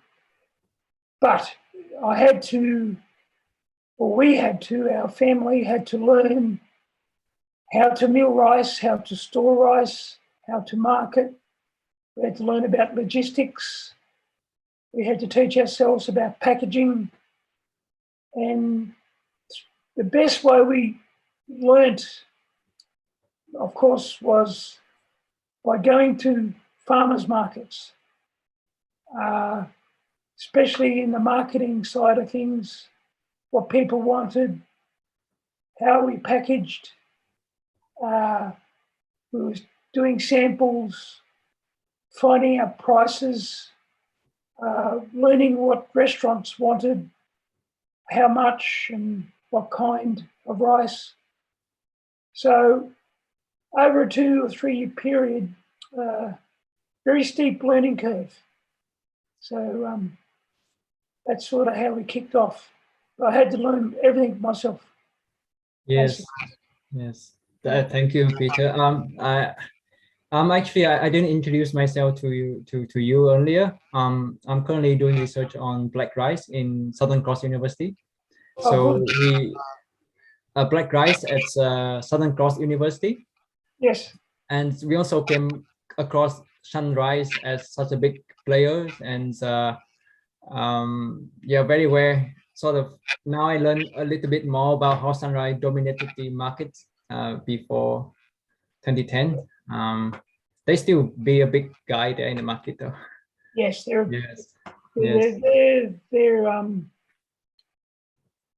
they control the market more or less, because there's not that many organic rice farmers in Australia. I forgot to say, there's only about 9 or 10 maximum organic rice farmers in Australia, and there's about 600 chemical rice farmers, approximately. And the majority of them supply Sunrise. Yes. Let me check on the translation. Anh Khang ơi, anh có dịch không hay Em cái dịch gì cái phần đó luôn đi Đức, tại vì anh làm mấy công việc khác á, dịch luôn được không? Thế để em dịch con này anh nhá. Em xin dịch lại cái đoạn chia sẻ vừa rồi của thầy Peter ạ. Đó là thực ra em cùng thông báo luôn là bởi vì hôm nay nhiều khả năng là mình sẽ không có câu hỏi để phần thảo luận ạ. Thì chắc mọi câu hỏi mình sẽ dành chữa thời gian để mà mình trao đổi và hỏi thầy về kinh nghiệm của thầy ạ. Thì em có hỏi thầy một cái câu hỏi là về cái vấn đề mà thầy đưa cái sản phẩm của mình ra thị trường thế nào ấy ạ. Thì như trong cái buổi chia sẻ của thầy thì cái sản phẩm gạo của thầy được đưa đến được rất nhiều cái nhà hàng có tiếng ở Úc, hay là được cả cái gọi là nhà quốc hội ở bên Úc cùng được sử dụng ấy. Thì nghĩa là cây gạo của thầy được sử dụng ở rất nhiều cái thị trường mà gọi là có giá trị cao. Thì em đặt câu hỏi thầy là làm thế nào để mà thầy đi được từ cái con đường để được đi được đến những cái thị trường như thế. Thì chia sẻ của thầy là thực ra là mọi thứ đều bắt đầu từ con số 0 thế ạ. Trước năm 2010 á, thì là thị trường gạo ở Úc đã có một cái công ty rất là lớn gọi là công ty Sunrise. Gọi là công ty đấy là công ty gọi là như kiểu là ông lớn ở mảng gạo ở bên Úc. Thì là tất cả các cái nhà sản xuất về gạo, những nhà sản xuất, những nhà nông dân làm gạo thì sẽ không có cái quyền được xử lý gạo sau khi trồng, mà sẽ phải chuyển gạo đến cho Sunrise để người ta xử lý. Nhưng mà sau năm 2010 thì chính phủ bên này mới đưa ra một cái thay đổi về chính sách, thì là những cái người nông dân trồng gạo thì có thể xin cái gọi là cái license, như kiểu là một cái băng á, gọi là như kiểu băng cái băng này sẽ cho phép người nông dân được xử lý gạo. Thì cái quyền xử lý gạo này sẽ bao gồm rất nhiều cái công đoạn. Thì thầy có chia sẻ là cái việc này nó không đơn giản, tại vì là một cái quá trình học rất là dài. Thì bao gồm những cái công đoạn như là phải học về cái việc xử lý gạo thế nào, rồi xay lúa ra sao, rồi bảo quản, rồi bao bì. Nó rất là nhiều các cái công đoạn mà thầy phải học. Thì nhưng mà thầy biết là sau 30 năm, từ năm 89 đến năm 89 đến sau 30 năm thì là thầy biết được là cái gạo của mình được rất nhiều người có rất yêu cầu rất là cao, thì không chỉ trong Úc mà có khắp thế giới nữa. Thì cái việc mà có được có được cái bằng này nó giúp ích rất nhiều trong cái việc chủ động và đem được cái sản phẩm của mình đến được rất nhiều các cái nơi khác. Thank you Peter. Em có một câu hỏi ở trong nhóm của mình, đấy là em không biết là ngày xưa em có tìm hiểu thì là gạo của mình mà muốn xuất khẩu là phải đi qua hai cái kênh là tổng công ty hai kênh xuất khẩu gạo miền Bắc và miền Nam. Thì em không biết là bây giờ là mọi người muốn xuất khẩu gạo là có phải đi qua kênh để không mọi người các anh chị trong nhóm ạ. Cái này em chưa tìm hiểu là thì không biết là mọi người muốn xuất khẩu gạo bây giờ thì phải là đi kiểu con đường nào, có phải là qua một cái công ty lớn không ạ? Không biết trong này có anh chị nào sản xuất gạo đấy không?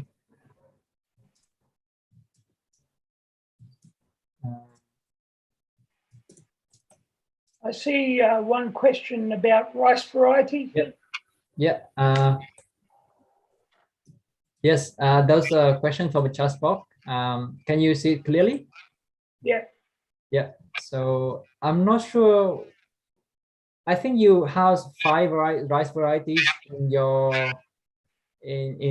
your rotation, I guess, or crop management. Yeah. Well, some years we grow. This year we've only got 2 varieties growing. Oh, okay. One's koshikari for the Japanese variety. Yep. And the other variety is a medium grain, which is Australian bred rice. It's a breed that's from our Yanko research station. A rice developed here in our region. Do you have plant breeding program in your area, or you collaborate with universities to? Sunrise and through farmers' levies, we fund rice research at Yanko, which is near Leeton in our region. And they're full-time rice research. Yep. Yeah. That's right. That's interesting. Yes, that's very interesting aspect.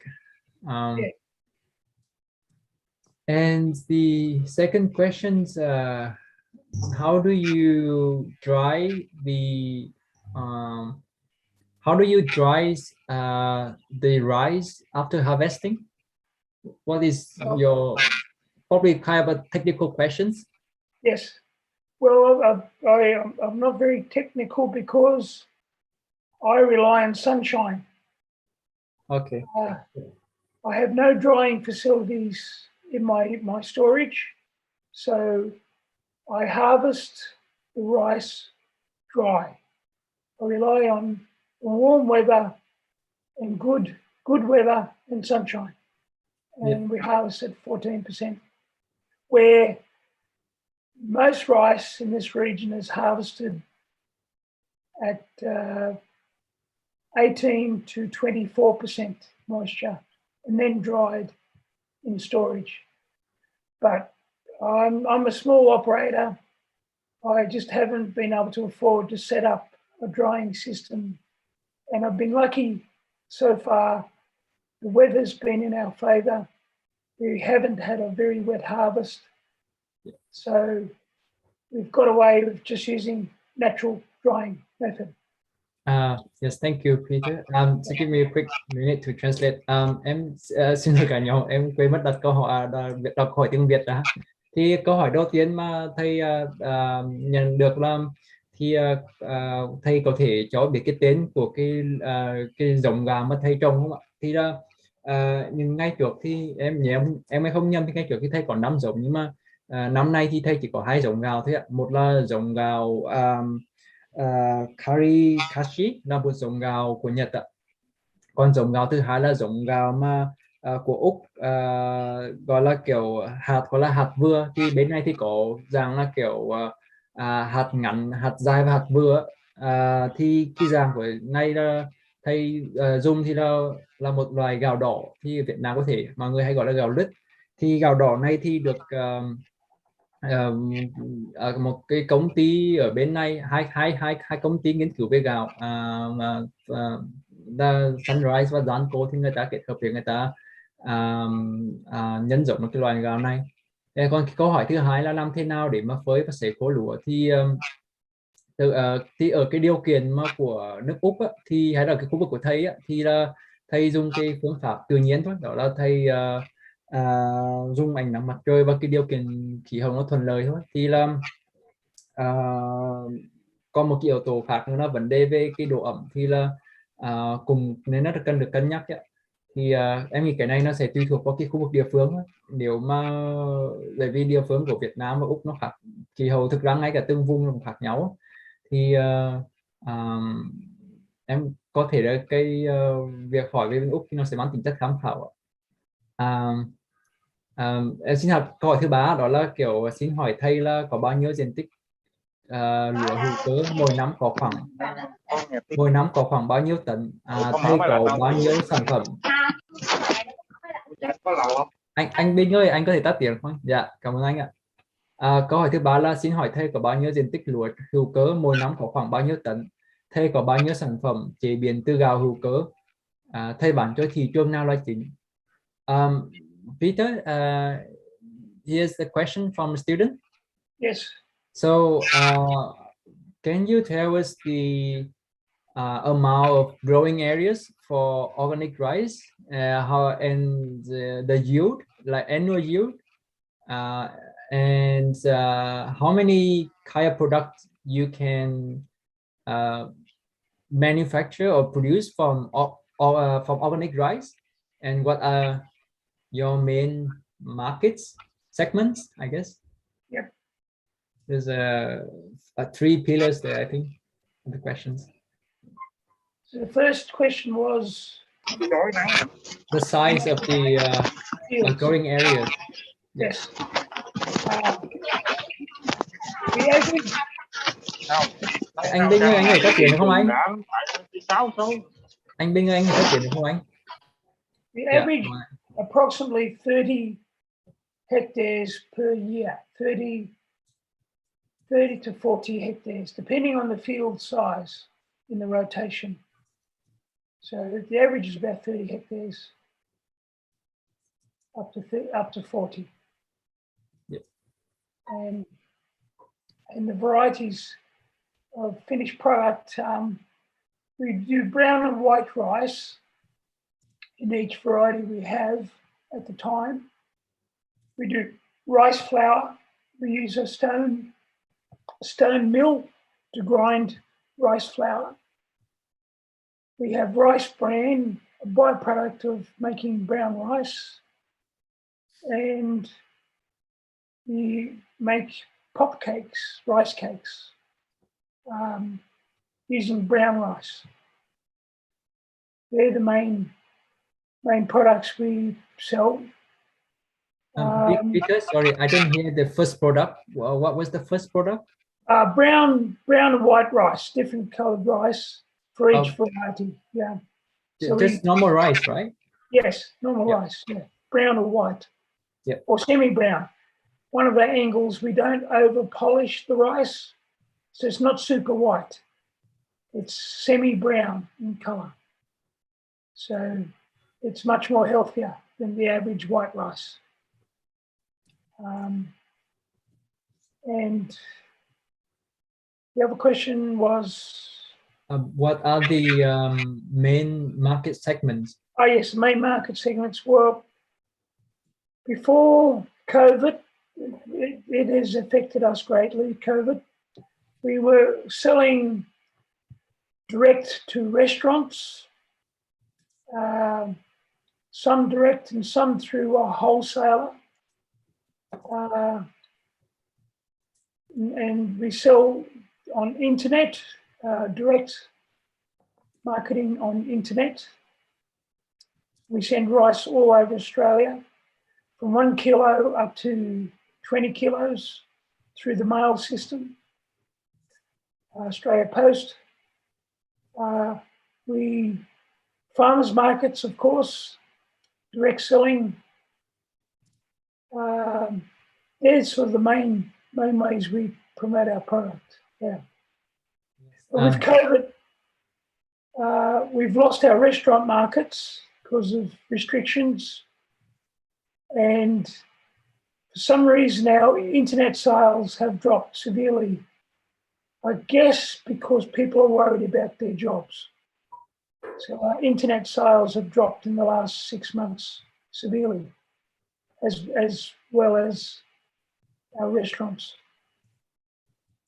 because they haven't been able to open. Yes. Yeah. Thank you for your answer, and sorry to hear about the drop. Yeah. It's COVID related. Yes.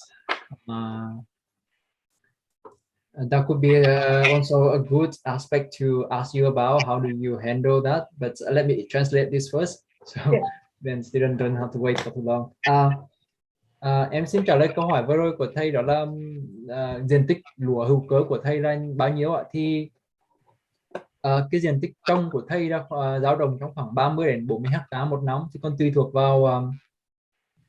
vào cái khu vực trồng. Tại vì ở những lúc mà mọi người có học bài thì là thầy có 4 khu vực trồng, 4 cái mảnh khác nhau, thì là tùy vào cái việc là luân canh như thế nào thì là thầy sẽ quyết định là cái diện tích lúa trồng là bao nhiêu. Sản phẩm của thầy chế biến từ gạo thì có là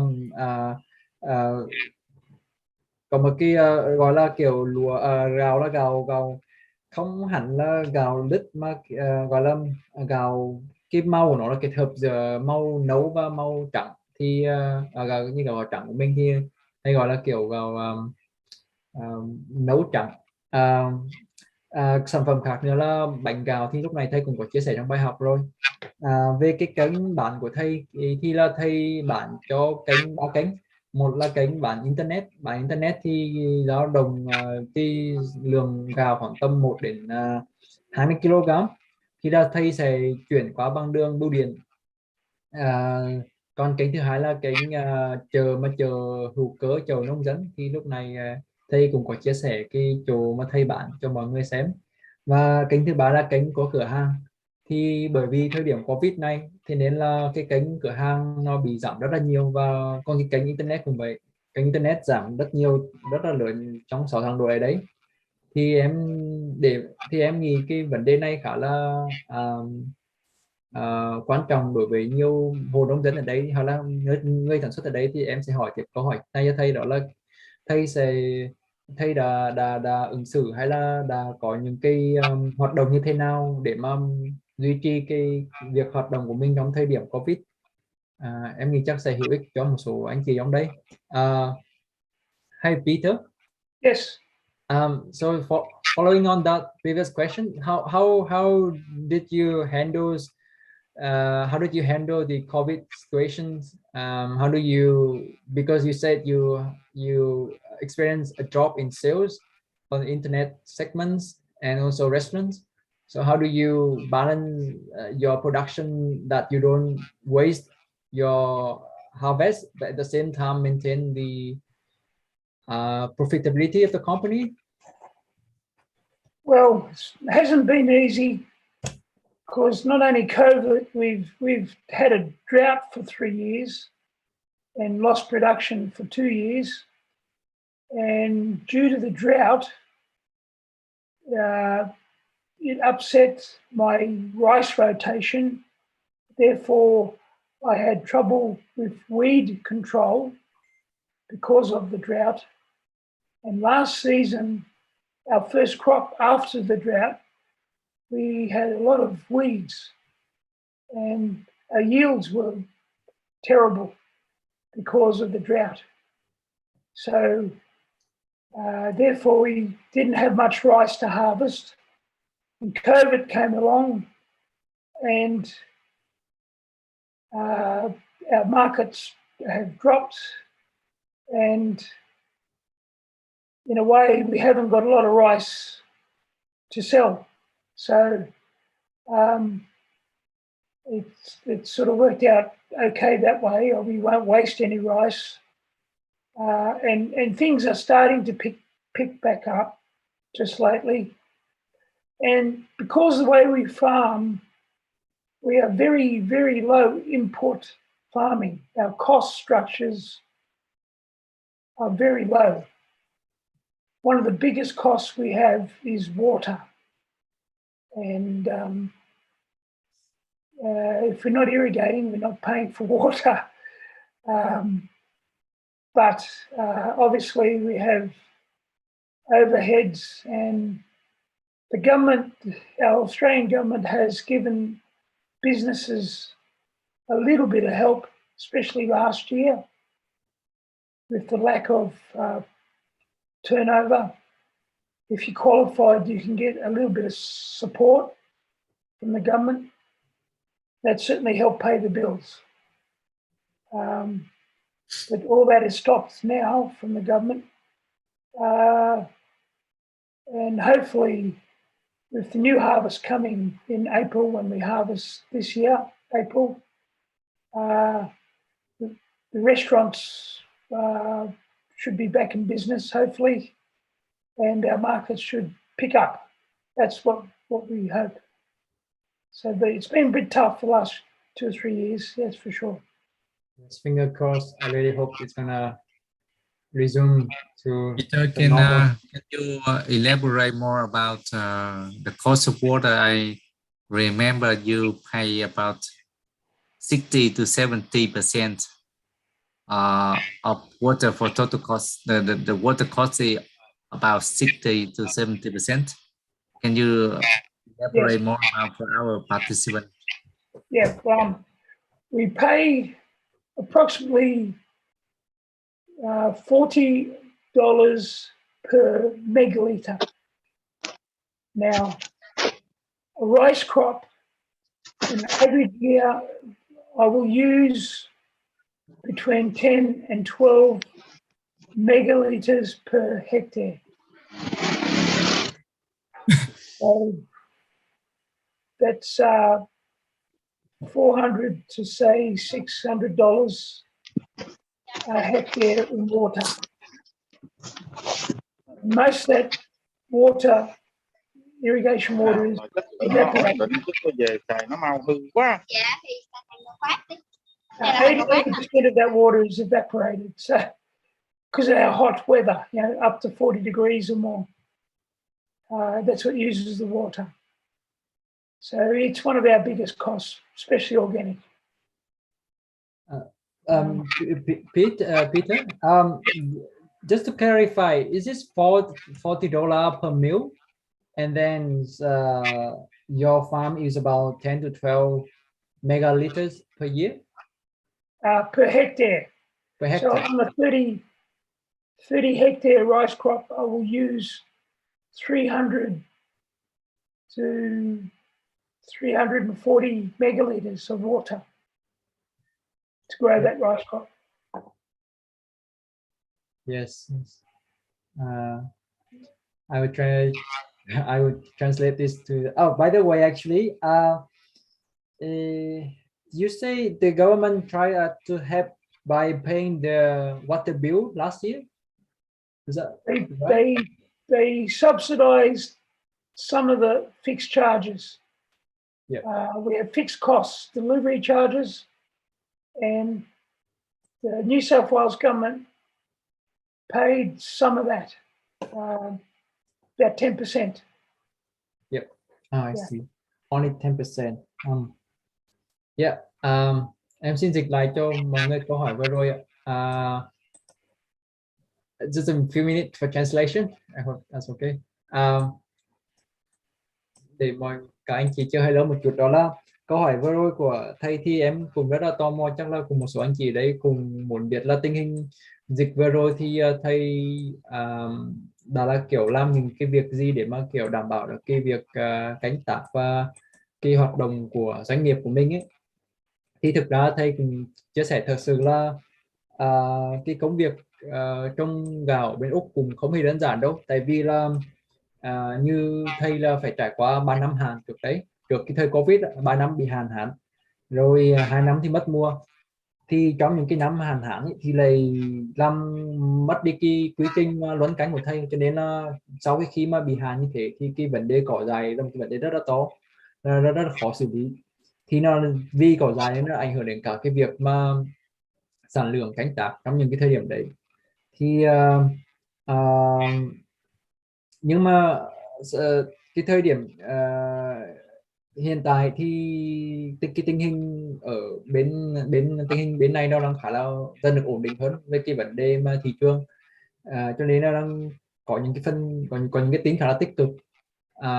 Thì một cái lý do nữa mà thầy giúp cái việc hoạt động của canh tác nó được bị ảnh hưởng bởi Covid hơn, là tại vì là cái việc canh tác hữu cơ thì nó là rất là ít chi phí đầu vào. Thì ở farm của thầy, ở cái trang trại của thầy thì cái chi phí lớn nhất là nước thì như ở thầy là 1 hectare hàng năm thầy sẽ phải chi trả khoảng tầm 400 đến 600 đô cho phân nước cho trên 1 hectare. Thì nhưng mà cái năm 2021, năm vừa rồi ấy, thì chính phủ Úc có hỗ trợ cái chính phí cái chi phí của nước ấy, thì có hỗ trợ khoảng tầm 10%. Nhưng mà nhìn chung là cái doanh nghiệp của mình phải phần lớn là cũng phải từ điều chỉnh để mà có khả năng hoạt động trong cái thời kỳ Covid. Em xin tiếp tục với cái câu hỏi tiếp theo. Biết là có anh chị nào trong đây có muốn câu hỏi gì cho trực tiếp thầy không ạ? Mình có thể không nhất thiết phải hỏi câu hỏi từ trong bài giảng, nhưng mà nếu mọi người có những cái vấn đề khó khăn gì trong cái việc canh tác hay là vấn đề thị trường trong cái thời buổi Covid này, thì em nghĩ cũng rất là hay để mà hỏi thầy.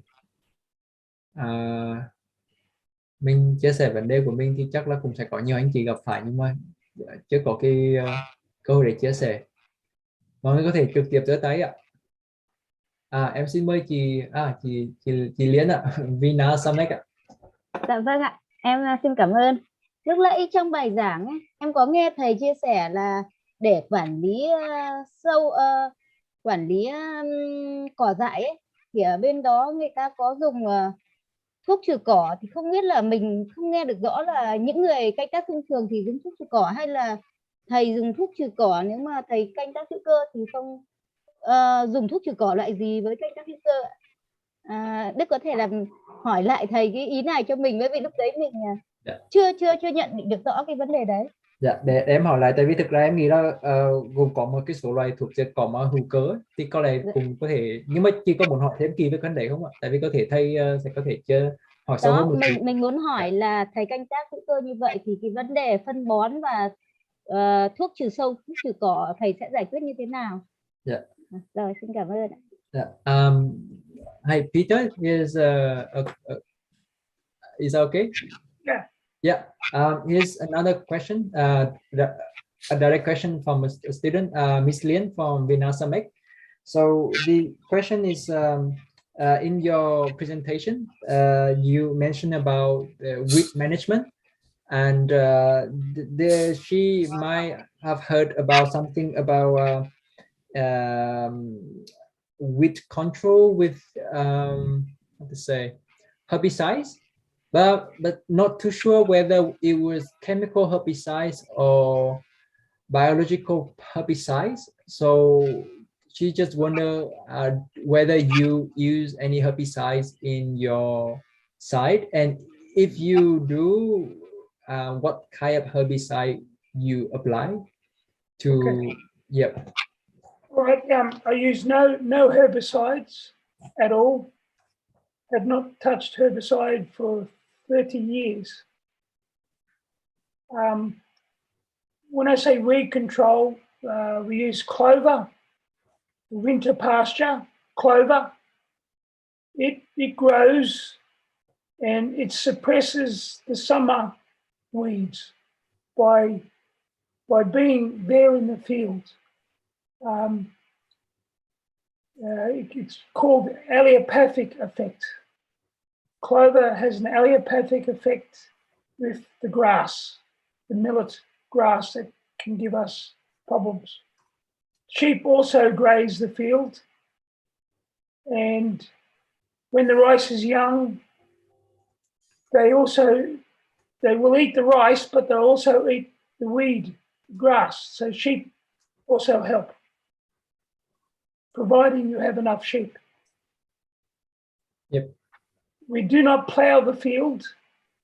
It's direct seeded. So by plowing, you immediately create a weed problem. You stir up all the weed seed bank in the soil. So we do not plow. So the minimum disturbance also helps by not stimulating the weed seeds. When you say direct seeded, do you use a drill to do you a planter, or what? Yes. There's that red machine with the disc. It cuts a line in the soil. Yep. A centimeter deep with minimal disturbance. It's like a knife in the soil. Yep. Yes. Just a moment for translation. Yes. Sure. Yes.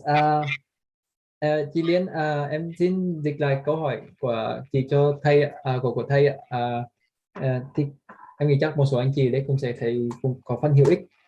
Đó là thầy thì trong suốt 30 năm canh tác thì thầy không có dùng thuốc diệt cỏ, thì thầy dùng các cái biện pháp sinh học ấy, thì đó là cái biện là dùng những cái một số loài cỏ mà cỏ gọi là lớp phủ xanh, mình hay gọi là lớp phủ xanh, thì hay là ở đây thì thầy có nói cái tên đó là như kiểu cỏ ba lá, hay là một cái loài cỏ mà cỏ trong đợt mùa đông bên này. Thì em nghĩ Việt Nam thì mọi người ở từng địa phương thì sẽ có những cái loại cỏ nó phù hợp ấy. Thì đấy ở đây mang tính chất tham khảo, thì những cái loài cỏ mà thầy trồng sẽ có những cái tính năng để mà hạn chế cái sự phát triển của cái cỏ mà trong cái thời điểm trồng của thầy. Thêm một cái vấn đề quan trọng nữa là thầy có cừu, thì là cừu không biết ship người nào gọi là dịch là cừu, thì cừu sẽ có những cái như kiểu Việt Nam như một số nơi có dùng vịt để mà ăn cỏ, thì bên thầy thì thầy dùng cừu, thì cừu sẽ có cái lợi ích đó là khi mà có đủ số lượng cừu thì cừu sẽ ăn được một số loại cỏ nhất định. Một cái vấn đề quan trọng thầy có nhắc đến đó là vấn đề thầy không có cày bừa hay là cày sới đất. Thì khi mà thầy trồng gieo hạt ấy thì thầy dùng một cái máy ở bên này, thì có cái máy gọi là máy gieo hạt, thì là cái máy đấy sẽ có một cái lưỡi cắt, thì lưỡi đấy nó sẽ cắt vào cái mảnh đất, cái mảnh rất là nhỏ, một cái khu vực rất là nhỏ, cái khoảng tầm 1 cm thôi, sau đây sẽ cho hạt xuống. Thì đấy là những cái phương pháp mà thầy sử dụng. The other big important thing is time, rotation. The 3-year pasture phase, it gives a chance of germinating the weed seeds without rice, and for the sheep to control each germination over the years, over the 3-4 year rotation. So that's important as well, time. What do you mean by 3-year pasture phase? Well, we rest the field. There's no rice for 3 years. Yep. So Nice. it's pasture, sheep. We irrigate the pasture in the autumn. And it's still just warm enough for the rice weeds to germinate. And then it grows into the winter. The winter frosts kill the germination, plus the sheep eat the germination. So it's a combination effect. And so over 3 years, you can actually reduce the seed bank, residual seed bank in that field. So in the 4th year, rice goes in, and then you have minimal residue of weeds. Yes, I see.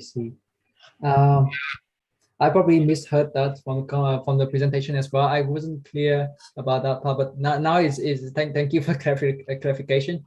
Yes. Yeah. Chị Liên ạ, thầy có bổ sung thêm một cái điểm rất quan trọng, đó là cái việc cái gọi là cái việc thời gian, nghĩa là cái thời gian của mình phải rất chú ý, đó là như ở thầy ấy, thì là thầy khi mà thầy luân cánh ấy, thì là thầy sẽ có tầm 3 năm đây, trong cái 3 năm đấy là sẽ không trồng lúa mà là sẽ luân canh cho những cái loài cây khác ấy, thì có thể là một số loài cỏ để cho gia súc ăn như kiểu là cừu ở đấy. Thì cái loài trong cái 3 năm đấy thì là sẽ tạo điều kiện tối ưu để cho các cái hạt giống của cỏ dại nó được nó được lớn lên, nghĩa là nó được sinh trưởng. Thì trong cái thời điểm đấy thì là khi mà cừu nó ăn ấy, nó sẽ bớt được cái hạt giống cỏ dại khi mà năm thứ tư mà mình trồng lúa vào. Để em hỏi thêm một cái vấn đề đấy nữa, đó là em muốn hỏi là trong cái 3 năm này là thầy không biết là trồng cỏ này thì là sẽ trồng cỏ để mà cho chăn nuôi không, hay là kiểu trồng cỏ để mà bán? Peter? Yes. Just on the previous question, so for the 3 years of pasture phase, right? Yes. How do you, what sort of product do you sell during that period? Well, we have sheep in the field, sheep. Yep. Fat lambs production. At the moment, we can get $200 average per lamb. And before the last drought, I had up to 800 lambs I used to sell per year. Yep. Plus, some years we make hay, hay, Hay, for fodder. We cut the clover and we put into bale for sheep food. And sometimes we sell the hay to organic dairy farmers, or I keep some for myself for hard times, for drought years. So it's in production, but it's just not rice. The haze are the stems of the wheat, right? Of the clover, yes, Of the the clover. pasture. Yeah. Okay. Be up to 30 centimeters tall in spring. Yep. You can have tons per hectare of hay. And then you sell it to organics, animal Dairy farmers, farmers. dairy farmers. Dairy farmers. Keep some for me for when we have no rain or no water. Yeah. For sheep food. It's very important. Yes. Yes. Thì em câu hỏi lại, just translation.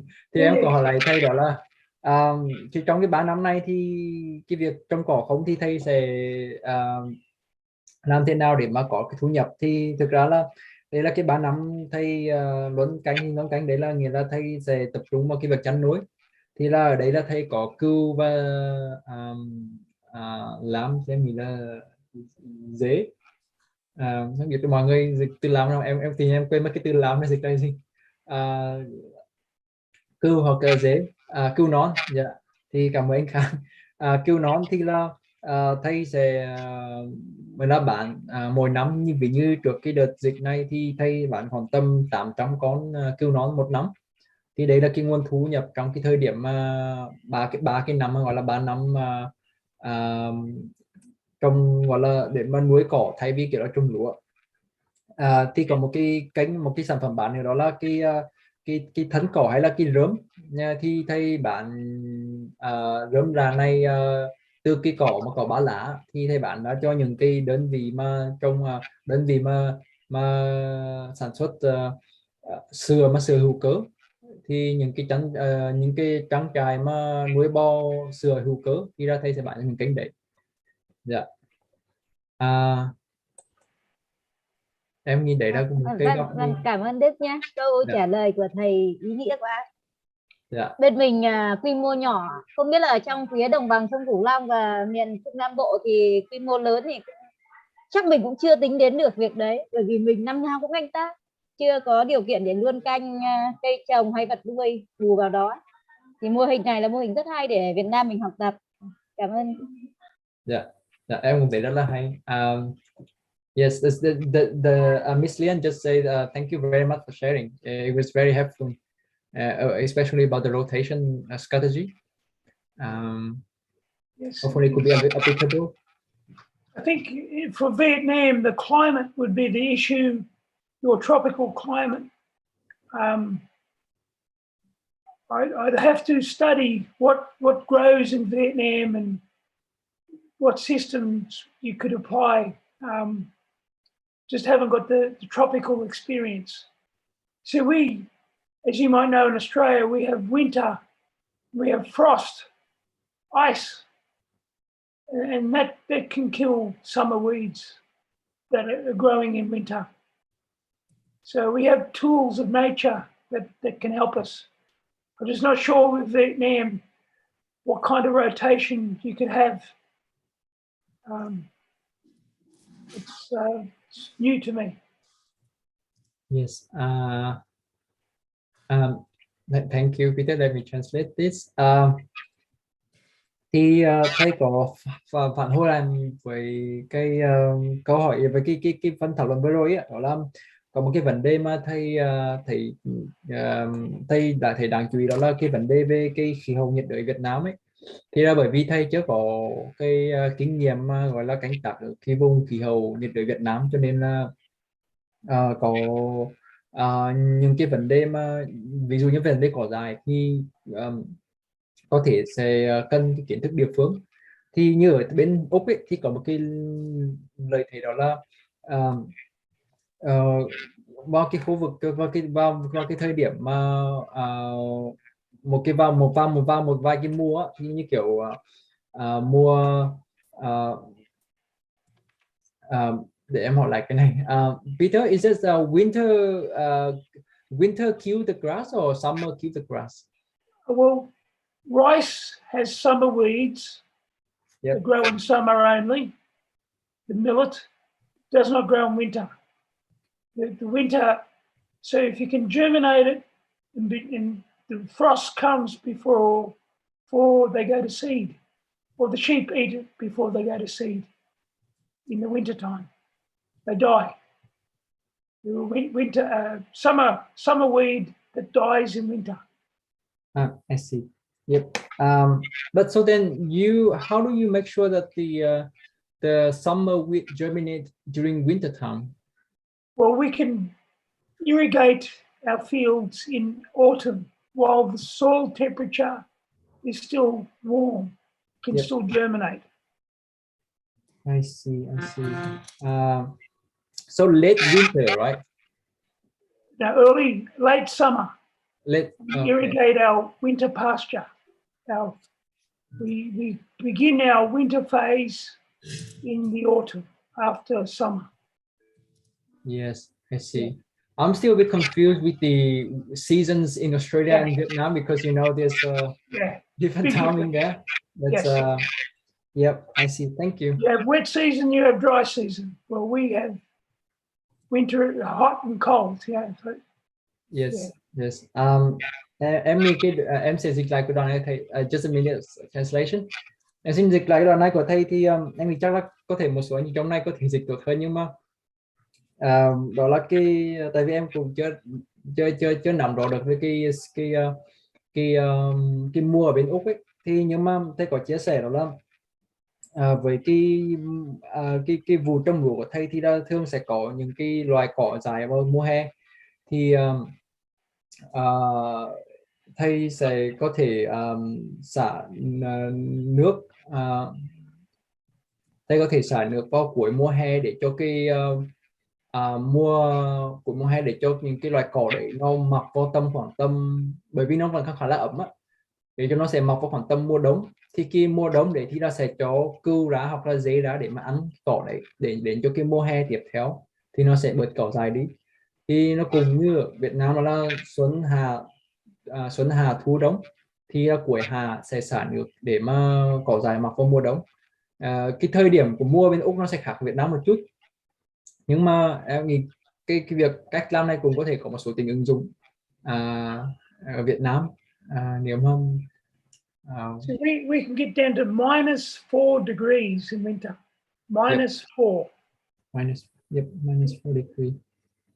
Thì ở bên Úc của thầy thì mùa đông ấy, thì nó có thể cái nhiệt độ để xuống đến tầm dưới âm 4 độ C cơ, cho nên nó sẽ có rất nhiều lợi ích trong cái việc mà diệt cỏ dại trong thời điểm này. Yes, thank you, Peter. Let me see if any other questions from students. Các anh chị mọi người ở đây có những câu hỏi nào trực tiếp hỏi gửi cho thầy không ạ?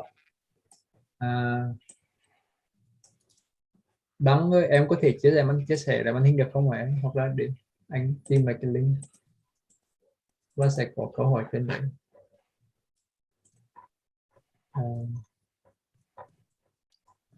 I saw a question about disease, rice blast and things like that.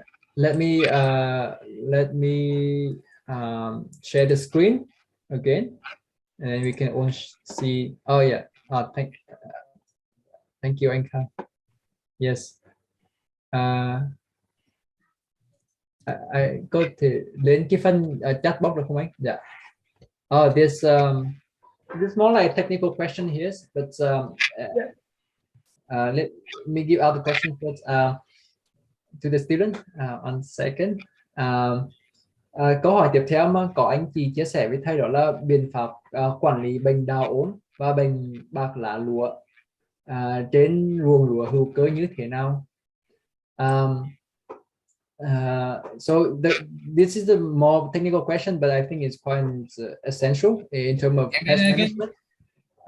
So how do you manage to control rice blast and rice material blight in organic setting? Okay, because of our temperate climate, our cold winters and hot, dry summer. Normally, we don't get much rain in summertime. It's just hot, low humidity. We don't tend to have trouble with rice blast or fungal problems or bacteria or blights because of our dry, hot summer and our cold, frosty winters. In the north of Australia, where we have monsoon type weather, they tried to grow rice in the Northern Territory and ran into trouble with rice blast and blight because of the humidity. And we have no varieties that are resistant to those bacterial or fungal diseases. But here in the south of Australia, in the Riverina, because of our temperate climate, we just don't have that trouble, that problem. Yes, thank you, Peter. But so, are you aware of how farmers in the north manage these issues? Well, they're hoping the industry really has collapsed in the north because of the fungal diseases. They're trying to get rices that are resistant to that trouble. At the moment, Australian rices are not really resistant to blast or blights. Yeah. So they're having big trouble. The industry is more or less collapsed in the Northern Territory. They did try during the drought because they have lots of water. In the drought years down in the south, farmers went up there to try and grow more rice, and they just ran into trouble with the disease. They had to stop, basically. Yes. Yeah, thank you, Peter. Em xin dịch lại câu trả lời của thầy ạ. Thì về cái vấn đề quản lý bệnh đào ôn và bệnh bạc lá lúa trên ruộng hữu cơ, thì thực ra ở cái khu vực của thầy là cái khu vực mà ở trong núi bên Úc sẽ chia làm hai khu vực, là khu vực phía Bắc và khu vực phía Nam ấy. Thì khu vực phía Nam của thầy nằm ở cái bang New South Wales, thì lại không có những cái vấn đề về bệnh đào ôn hay là các cái bệnh về vi khuẩn hay là về nấm vi sinh. Thì bởi vì là cái khí hậu đấy nó là khí hậu ôn đới, thì là cái mùa hè nó khá là nóng và khô, mùa đông thì nó lạnh. Nhưng mà phía Bắc ấy, thì này có cái vùng có cái giai đoạn, nó là giai đoạn monsoon. Thì cái giai đoạn khí hậu này ấy, thì nó lại có rất nhiều vấn đề về các cái bệnh mà liên quan đến các cái vi sinh vật có hại, hoặc là kiểu nấm vi sinh có hại. Thì hiện tại ở Úc ấy, thì nó chưa có cái giống lúa nào để mà có thể gọi là kháng lại cái bệnh đào ôn hay là bệnh bạc lá lúa, hay là những cái bệnh liên quan đến các cái nấm vi sinh có hại. Thì cái gọi là cái việc trồng lúa ở phía Bắc của Úc ấy, đã có lúc mà cả một cái thị trường nó đã đến mức nó có thể đã bị gọi là kiểu là tán hoang, bởi vì những cái bệnh liên quan đến cái chuyện này ấy. Thì ở cái thời điểm này thì ở khu vực Tây này không có, nên là và của Úc cũng chưa có cái giống lúa nào kháng lại những cái bệnh này. Cho nên là chắc cũng chưa có cái câu trả lời nào để cho mọi cái thật sự thỏa đáng cho cái câu hỏi này ạ. Yes, em cảm ơn anh Khang ạ. Thì cái monsoon lúc này em không biết dịch thế nào, thì anh Khang gió mùa monsoon. Dạ, thì gió mùa. Dạ, thì anh Khang và dịch lại về cả thầy Kiên vẫn chia sẻ đó là nhiệt đới gió mùa. Thì thầy Kiên không biết là nhiệt đới gió mùa này thì nó tầm tháng nào vậy thầy? Ở bên mình đó là gọi là gió mùa, thì gọi là cái này tháng nào hả? Tùy theo dùng, nhưng mà hầu như dùng nhiệt đới người ta mới gọi cái này, gọi từ này. Yeah. Tháng mấy? Can I just say, with the disease issue, we also have very strong quarantine situation with rice. what comes into Australia, what comes from the north, so we don't spread disease. There's tight control on seed for most farmers. So yeah, using quarantine is a strong to stop actually insects as well as the fungal diseases and blights. Yes, thank you, Peter. Thế có bổ sung một cái phần câu hỏi vừa rồi, đó là về cái vấn đề bệnh của cây lúa ấy, thì thực ra ở Úc ấy, thì mọi người đấy cũng là sau một thời gian học hay là nghe chia sẻ với các thầy ở bên Úc thì là biết được là bên Úc này thì người ta có cái chính sách mà bảo vệ sinh học rất là nghiêm ngặt, thì là bất kể cái loài giống lúa gạo nào vào Úc nó đều phải trải qua cái quy trình này. Như thế nó sẽ giảm được hết các cái rủi ro về bệnh đến các cái loài giống lúa hay gì đấy. Thôi nha Chị Hương, chị Vân ơi, Thanh Vân ơi, chị có thể tắt mic được không hả chị? Dạ, cảm ơn chị ạ. Em cái câu hỏi tiếp theo ạ, đó là câu hỏi tiếp theo đó là không biết là em muốn hỏi thầy là cái chi phí thầy dành cho việc tất cả hoạt động sản xuất từ cái lúc mà chuẩn bị đất cho đến lúc canh tác thu hoạch là khoảng tầm bao nhiêu chi phí, và cái chi phí cho cái chứng chỉ, em nghĩ đấy là chứng chỉ hữu cơ, thì là bao nhiêu trên từng hectare? Hi Peter. Yes. Here's a question more about financial aspect of rice production.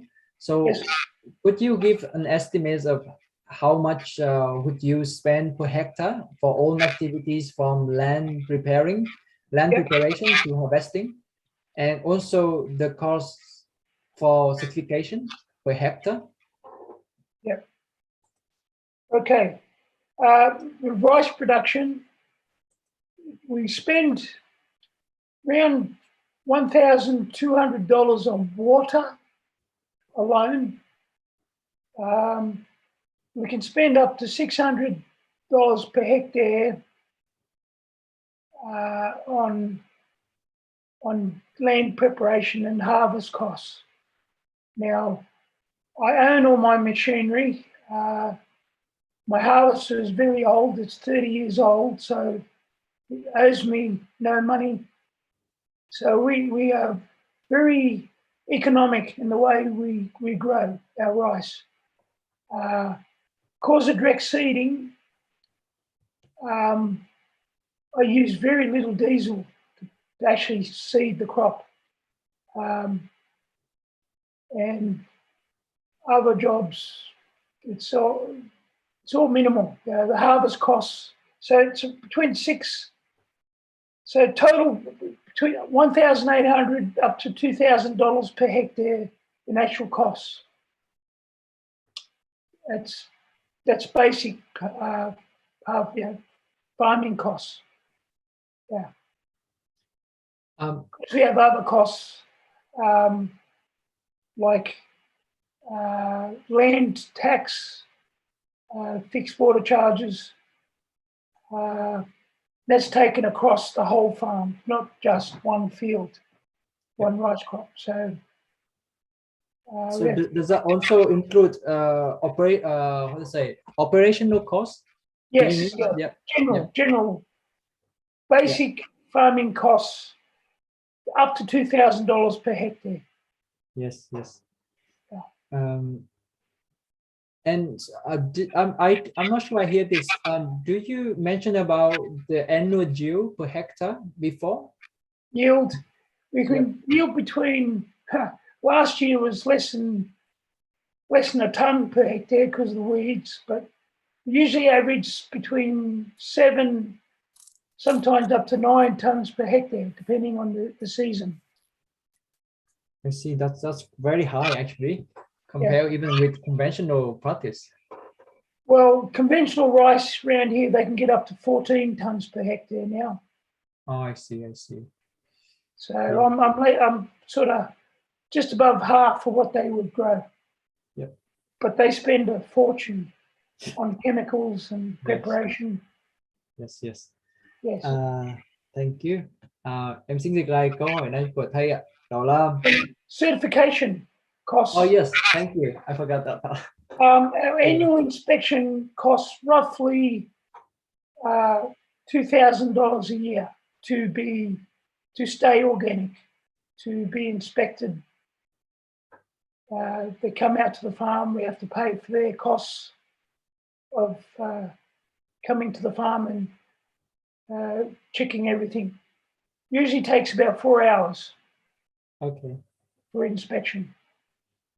Is it the same price no matter the size of your farm, or there's a minimal cost? Yeah, that's the minimum price, and then they'll charge 1% on your profit above, under a certain number. Like if you go above $200,000 a year income, you pay another 1% per dollar.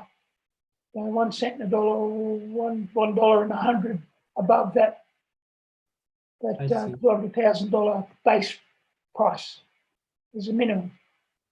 I see. This is annual income, not revenue, right?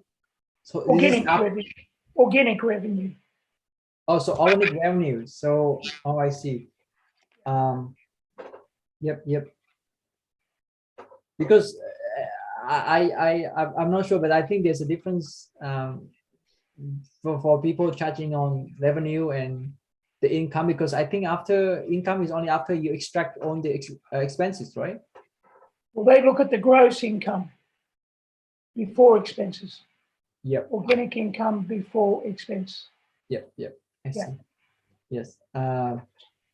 Just to double check on that to see actually if they do it after you extract all the expenses, that would be quite good. Yeah. Yes. No. Yeah. But there's a minimum cost just because of accommodation costs, travel costs. Yep. For the inspector. Yes. Thank you, Peter. Let me translate this. Về câu hỏi đó là chi phí sản xuất của thầy cho tất cả hoạt động từ đất đai cho đến quản lý chuẩn bị đất đai cho đến canh tác thu hoạch thì là như thế nào? Thì là thầy có trả lời đó là ở bên ở thầy thì là thầy tốn khoảng tầm 1.800 đến 2.000 đô Úc cho 1 hectare mỗi năm. Thì cái chi phí này sẽ bao gồm cả chi phí chuẩn bị đất, rồi chi phí canh thu hoạch, rồi chi phí gọi là hoạt động chung của cái doanh nghiệp của thầy á, và cả cái chi phí nước nữa. Thì ở thầy thì trong cái việc mà gieo hạt và kiểu cái thu hoạch thì dùng máy, nên là cái chi phí của xăng dầu nó cũng không cao đâu. Thì lúc này em có chưa hỏi một cái câu trước đó là cái sản lượng của thầy một năm bao nhiêu, thì ở đây thì thầy có chia sẻ là năm vừa rồi thì vì vấn đề cỏ dại nên nó chỉ có khoảng tầm 1 tấn trong 1 hectare, trên 1 hectare thôi. Nhưng mà những năm trước đấy thì thông thường thầy sẽ khoảng tầm 7 đến 9 tấn sản lượng trên 1 hectare. Thì để mà có một cái góc nhìn nó so sánh với cả những cái nơi mà canh tác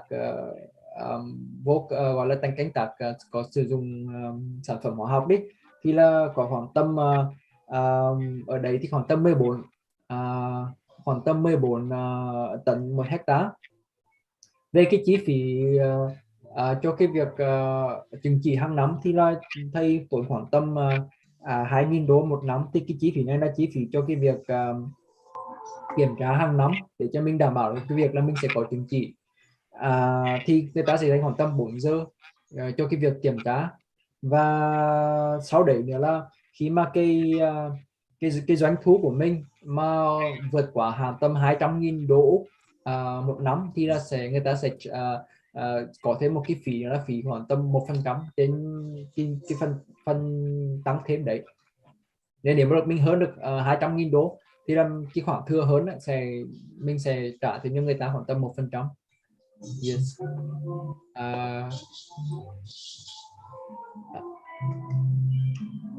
Em xin mời các anh chị, không biết các anh chị nào có hỏi trực tiếp với thầy không ạ? để cho cái buổi học của mình nó có thêm những cái ý kiến khác nhau nữa. Em nghĩ ở trong nhóm mình cũng rất nhiều người đang muốn trồng lúa trong mấy lần mà em tham gia.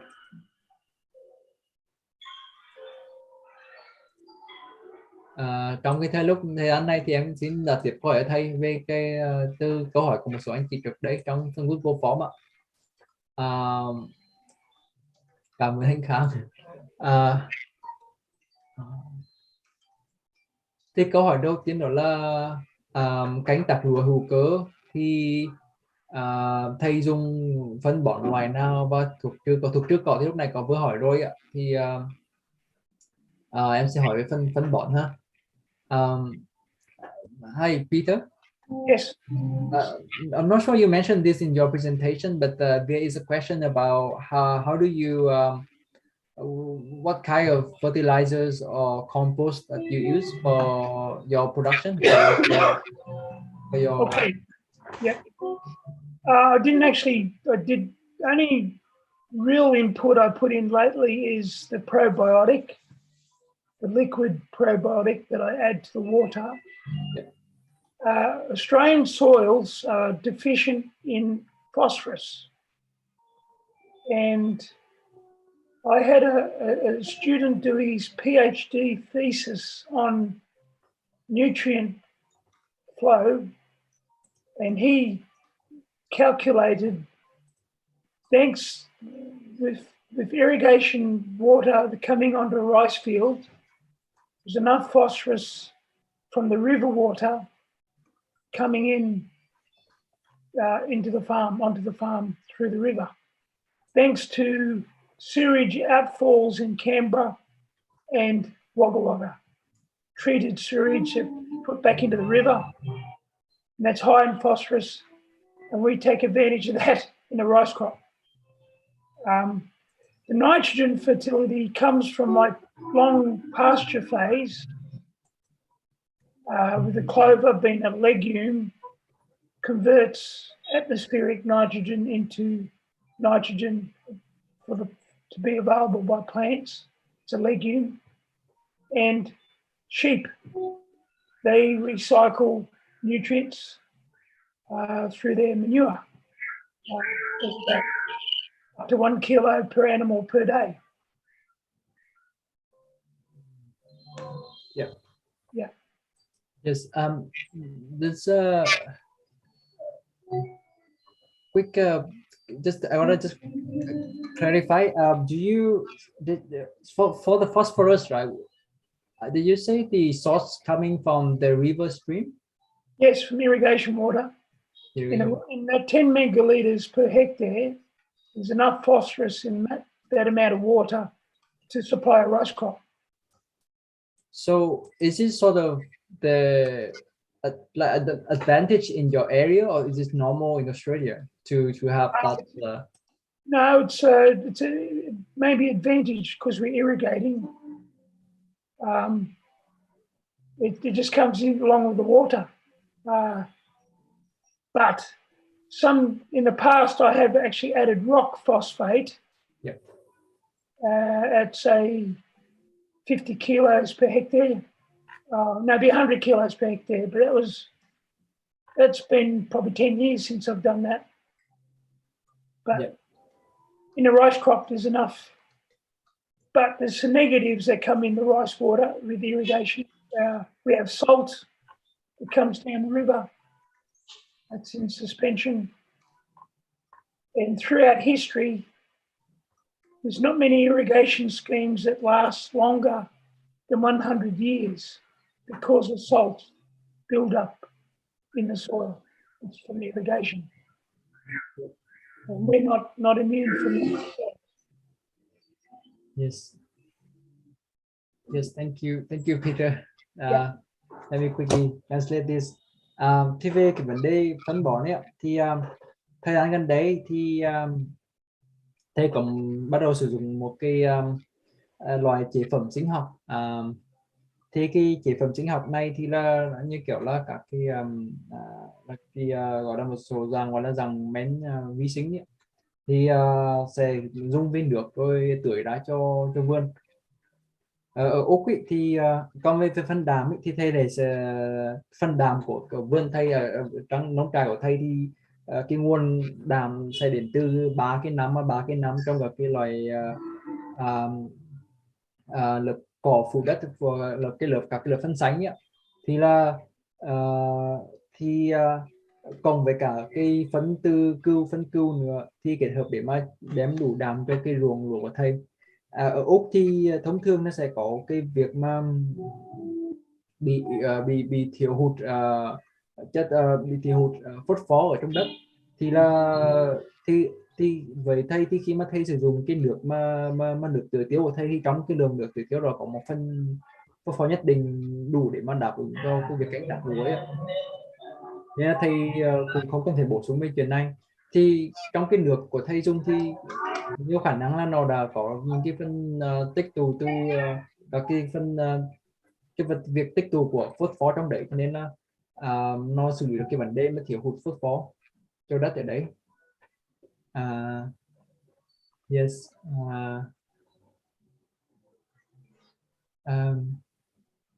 Phân cỏ dài, câu hỏi cỏ dài thì em lúc này thầy cũng trả lời rồi.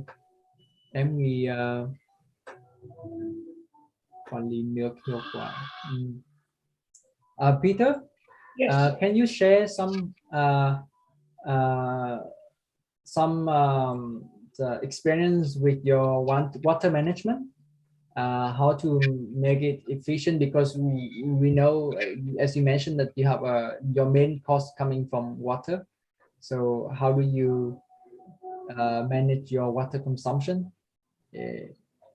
Well, it's basically we look at the physical aspects of our irrigation land, the farmland, actually laser level the fields to improve water management. So we redesign the fields to make them work better. Laser level system. What do I'm not aware of this. Can you elaborate a bit more? It's about irrigation of water efficiency. Yeah. How quick the water can go on, how even the field is, how level. With laser earth movement, we redesign a field from the natural contours. We take the high areas and we fill in the low areas. There's some areas that don't drain very well, and some areas you need are too high. So we make the field like a billiard table. Through computer design, we do a survey of the field, put all that information into a program, and from that program, it'll tell you the best design for that field, that land. In some fields, we can move 200-300 cubic meters or thousands of cubic meters, depending on the field. We just redesign it, basically. It's engineering. The other way is with rice varieties. Australia being such a dry country, water's always a problem. Droughts are always a problem. They're trying very hard to breed short season varieties of rice that don't grow for very long. And they've had some success so far. But sometimes there's a trade-off between short season and quality. And but Australia's the rice breeders in Australia have been working on that. So yeah, the short season variety, say 120 days instead of 150-day variety, that makes a big difference. So with engineering and plant breeding, that's what we do. Do you get a free access to this program, or it is available, or you have to purchase the program for the farm design? Do you? Specialist program designed for engineering the land. Yeah, it's a specialist program. Yeah. We have it surveyed. The land is surveyed every 20, 30 meters. It's surveyed, measured. All that information is put in that program, and then you work it out. There's things called cut the high areas and fill the low areas. There's a ratio, special ratio, because you've got compaction and subsidence and different varieties of soil. So it can be quite technical, but it's common practice in this region. Yep. It's called laser leveling. So, but do you hire a contractor to do it? Yes. Or, yeah. Okay. It's big equipment. It's like making a road, but it's shifting dirt around the field. Yeah, I see. Cho cái câu hỏi mà đó là về cái vấn đề quản lý nước, thì về câu hỏi quản lý nước thì nào cho hiệu quả nhất ạ? Thì thầy có chia sẻ là nó sẽ gồm 2 yếu tố chính. Cái yếu tố đầu tiên là vấn đề về thiết kế cái trang trại của mình thế nào cho nó hiệu quả. Thì như ở thầy thì là thầy sẽ thuê chuyên gia bên ngoài về để mà gọi là kiểu gọi là đo đạc hay là kiểm tra cái đất của mình như thế nào, nghĩa là cái ở đây có thể kỳ hơn đó là cái vấn đề mà biết xem là cái vùng nào là đoạn nào là đất cao, đoạn nào là đất thấp để mà biết được cái dòng chảy của nước, rồi từ đấy sẽ cho những cái thông tin thu thập được vào trong cái phần mềm để mà người ta sẽ đưa ra cái việc là đưa ra được các cái lựa chọn về cái việc thiết kế trang trại thế nào cho nó hiệu quả nhất. Thì em không rõ là ở Việt Nam có đơn vị nào làm cái này không, nhưng mà chắc là nó cũng rất là hiệu quả để cho cái việc quản lý nước ạ. Còn về cái vấn đề thứ hai đó là vấn đề mà lựa chọn giống, thì cái truyền nhân giống ở đấy đó là ở Úc thì người ta hiện tại đang khá là chuộng trồng những cái loài lúa ngắn ngày. Thì thực ra nó cũng là một cái việc phải gọi là cân nhắc rất lớn, tại vì là có một cái sự đánh đổi nhất định. Khi mà mình trồng lúa ngắn ngày thì nó sẽ có nhiều sẽ có những cái ảnh hưởng đến cái chất lượng của mình. Thì ở bên này thì người ta sẽ trồng cái lượng lúa khoảng tầm 120 ngày thì thu hoạch, còn cái lượng lúa dài mà mình biết thì là thường khoảng tầm 150 ngày. Thế đấy là 2 yếu tố chính, một là vấn đề thiết kế trang trại, 2 là vấn đề về chọn giống lúa với cái thời điểm phù hợp, ngắn ngày hay là dài ngày.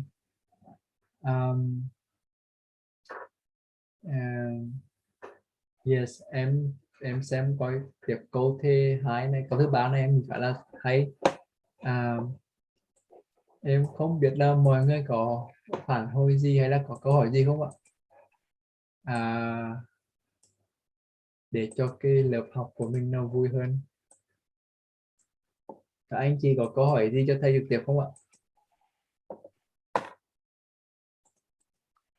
Can be very expensive, laser leveling on our big fields. Labor intensive, did you say? Expensive, yeah. Yep. You can spend $30,000, $40,000, $50,000 on a field. Just for the labor? The machinery, yeah. Oh, okay. So big machines. Oh, but do you mean 30 to 50,000 annually, or? No. You only have to do it every 10, 20 years. Yeah. So this is a cost for hiring machines and then people? Yeah, cost of machinery, surveying. Yeah. Yeah. I see. That's a lot. Yes. Yes. Yes. Thầy chia sẻ thế đó là cái just second translation, thầy chia sẻ thế đó là cái chi phí cho cái lao động hay là chi phí cho máy móc nó cũng rất là cao. Như ở thầy thì là cái chi phí thuê hay là cho lao động ở ngoài khi mà những cái thời điểm nhất định thì hàng năm nó có thể tổng hợp lại khoảng tầm 30 đến 50 nghìn đô một năm cho cái chi phí máy móc và con người làm ngoài đồng. Yes. Em xin mời các anh chị ạ để chia sẻ thêm một chút nữa thì cho mình có thêm chút nhiệt cho tối hôm nay. Em mới xin mời cái cạnh tiếp thị mà marketing của Peter rất là hay á, các bạn có thể cô Bình cho tay kìa, cô Bình. Xin mời cô Trần Thị Thánh Bình ạ. Dạ. Em xin cảm ơn thầy với một cái tiết giảng rất là hấp dẫn từ những cái thực tế mà thầy vừa chia sẻ với cả lớp học ạ. Em rất muốn tò mò muốn biết rằng là trong mấy chục năm sản xuất lúa hữu cơ ấy, thì cái kỷ niệm nào đáng nhớ nhất với thầy khi mà đưa cái sản phẩm gạo của chúng ta ra thị trường và được khách hàng đón nhận ạ?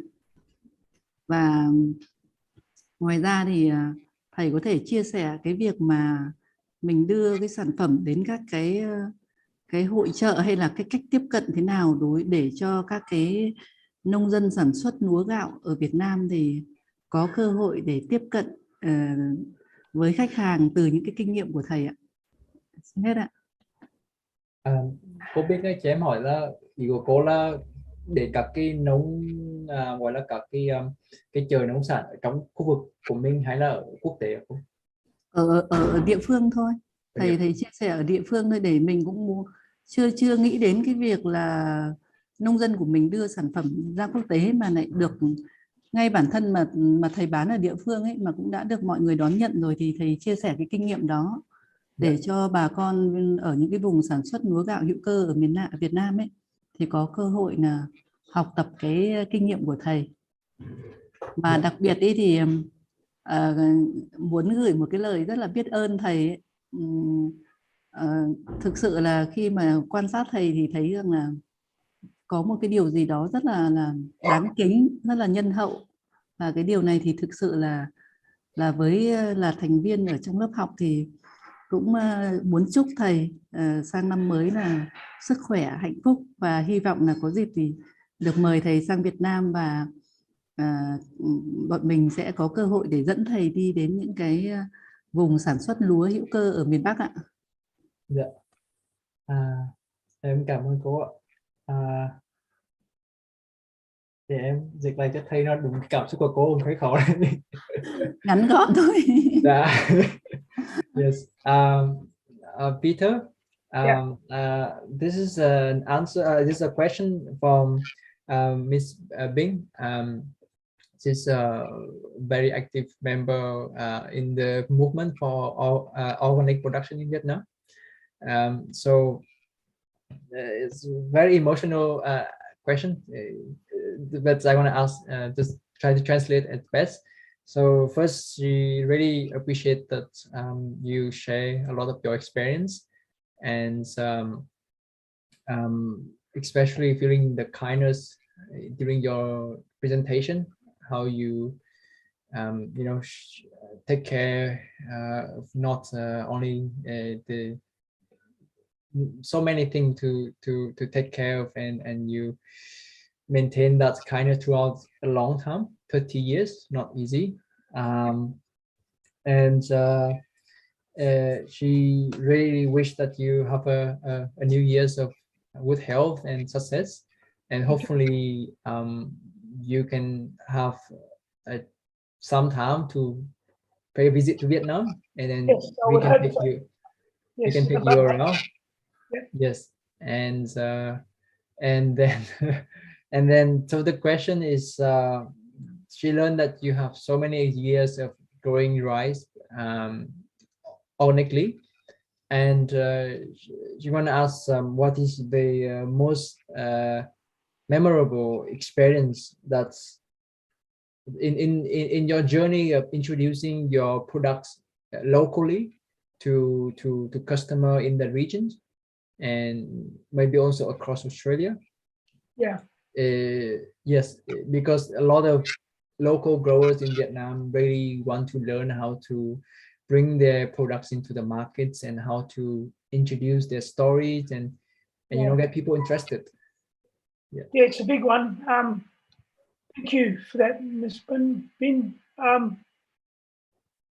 So it's one of some of the memorable things. In Australia, we have lots of kids with allergies, food allergy. And we have mothers that give us phone calls concerned about what they're feeding their children and are very grateful they can access chemical-free rice. Some kids just cannot tolerate any sort of chemical contamination. They get very ill. So that's always nice to hear from those mothers. And we help people, cancer patients, the organic industry generally. Yeah, we not just rice farmers, but the industry as a whole. We help a lot of sick people out there that we support. And of course, we've got the environmentally conscious people, which is growing more and more every year. People concerned what they're eating, where it comes from, how it's grown, the ethics behind the production, the animal treatment, the big picture. So yeah, it's always nice to get some feedback from our customers. Just this week, we had an inquiry from a school student who wants to do some trials growing rice in Melbourne. So that's not normally a place you grow rice in Melbourne. And she's a student and she couldn't get any rice to try. So we're about to send her down a couple of kilos for her to set up her experiments. Yeah, it's good. Just to be a part of the organic industry. There's so many not good people around the world. And I think the organic farmers in Vietnam for their efforts too. We all got to stick together and hopefully wake people up to what's happening. Yeah, thank you. Thank you, Peter, for your very thoughtful response. I also try to translate to her. Yes, cô Binh ạ, em xin dịch lại lời của thầy chia sẻ ạ. Thì thầy cũng rất là mong có dịp được sang Việt Nam để mà được tham quan và được gặp mọi người ạ. Còn về vấn đề mà kỷ niệm của thầy thì thực ra đó là chia sẻ về cái câu chuyện chung trước, đó là ở bên Úc thì có rất nhiều các em bé mà bị dị ứng khi mà ăn các cái dị ứng, thì là những cái bà mẹ thì thường rất là lo lắng về chuyện này ấy. Thì cho nên người ta rất là cảm thấy rất là vui mừng khi mà đứa con người ta có thể kiểu được tiếp cận hay là được ăn những cái sản phẩm mà lúa gà mà nó không bị hóa chất hay là không sử dụng hóa chất. Ngoài cái câu chuyện trong gia đình giữa các bà mẹ hay là cái chuyện quan tâm trong gia đình, thì ở Úc thì hiện tại ở thời điểm thời gian gần đây thì có rất nhiều người bị có sức khỏe yếu, thì là người ta quan tâm nhiều hơn đến cái vấn đề người ta ăn uống như thế nào, cái nguồn gốc của sản phẩm ra sao, cái cách sản phẩm được trồng ra sao, rồi vấn đề đạo đức khi mà canh tác, hay là cái vấn đề mà đối xử với động vật như thế nào, thì được cái người tiêu dùng người ta rất là quan tâm. Thì là thầy được nghe những cái gọi là lời phản ứng này, phản hồi này từ những cái người khách hàng trực tiếp. Thì đấy có thể là qua cái kênh chợ nông sản đấy, thì thầy nắm được cái này. Còn một cái điều rất quan trọng nữa đó là vấn đề mà thầy duy trì cái sự kết nối với cái cộng đồng mà nông nghiệp hữu cơ. Thì ở đấy là như có một chị học sinh ở bên Melbourne, là một cái khu vực mà rất là xa ở đấy thầy, thì là khu vực đấy là khu vực ôn đới và rất là lạnh, lạnh hơn rất nhiều so với khu vực của thầy hiện tại. Thì là chị ấy có muốn tìm cái tìm cái giống gạo để mà trồng thí nghiệm ở đấy, thì thầy cùng gửi cho chị một vài cân để mà chị làm thí nghiệm. Thì thầy nhấn mạnh cái việc là ngay ở Việt Nam cũng vậy, thì mình cũng có những cái cộng đồng nông nghiệp hữu cơ như vậy, thì mình nên gọi là kết nối cùng với nhau, nghĩa là liên kết cùng với nhau để mà giúp mọi người gọi là thức tỉnh, gọi là em mình dùng thức tỉnh là cũng khá đúng. Dạ, thì về những cái vấn đề về an toàn thực phẩm hay là vấn đề nói rộng đá, thực ra về vấn đề hữu cơ thì nó rất là rộng nữa, nên là dạ.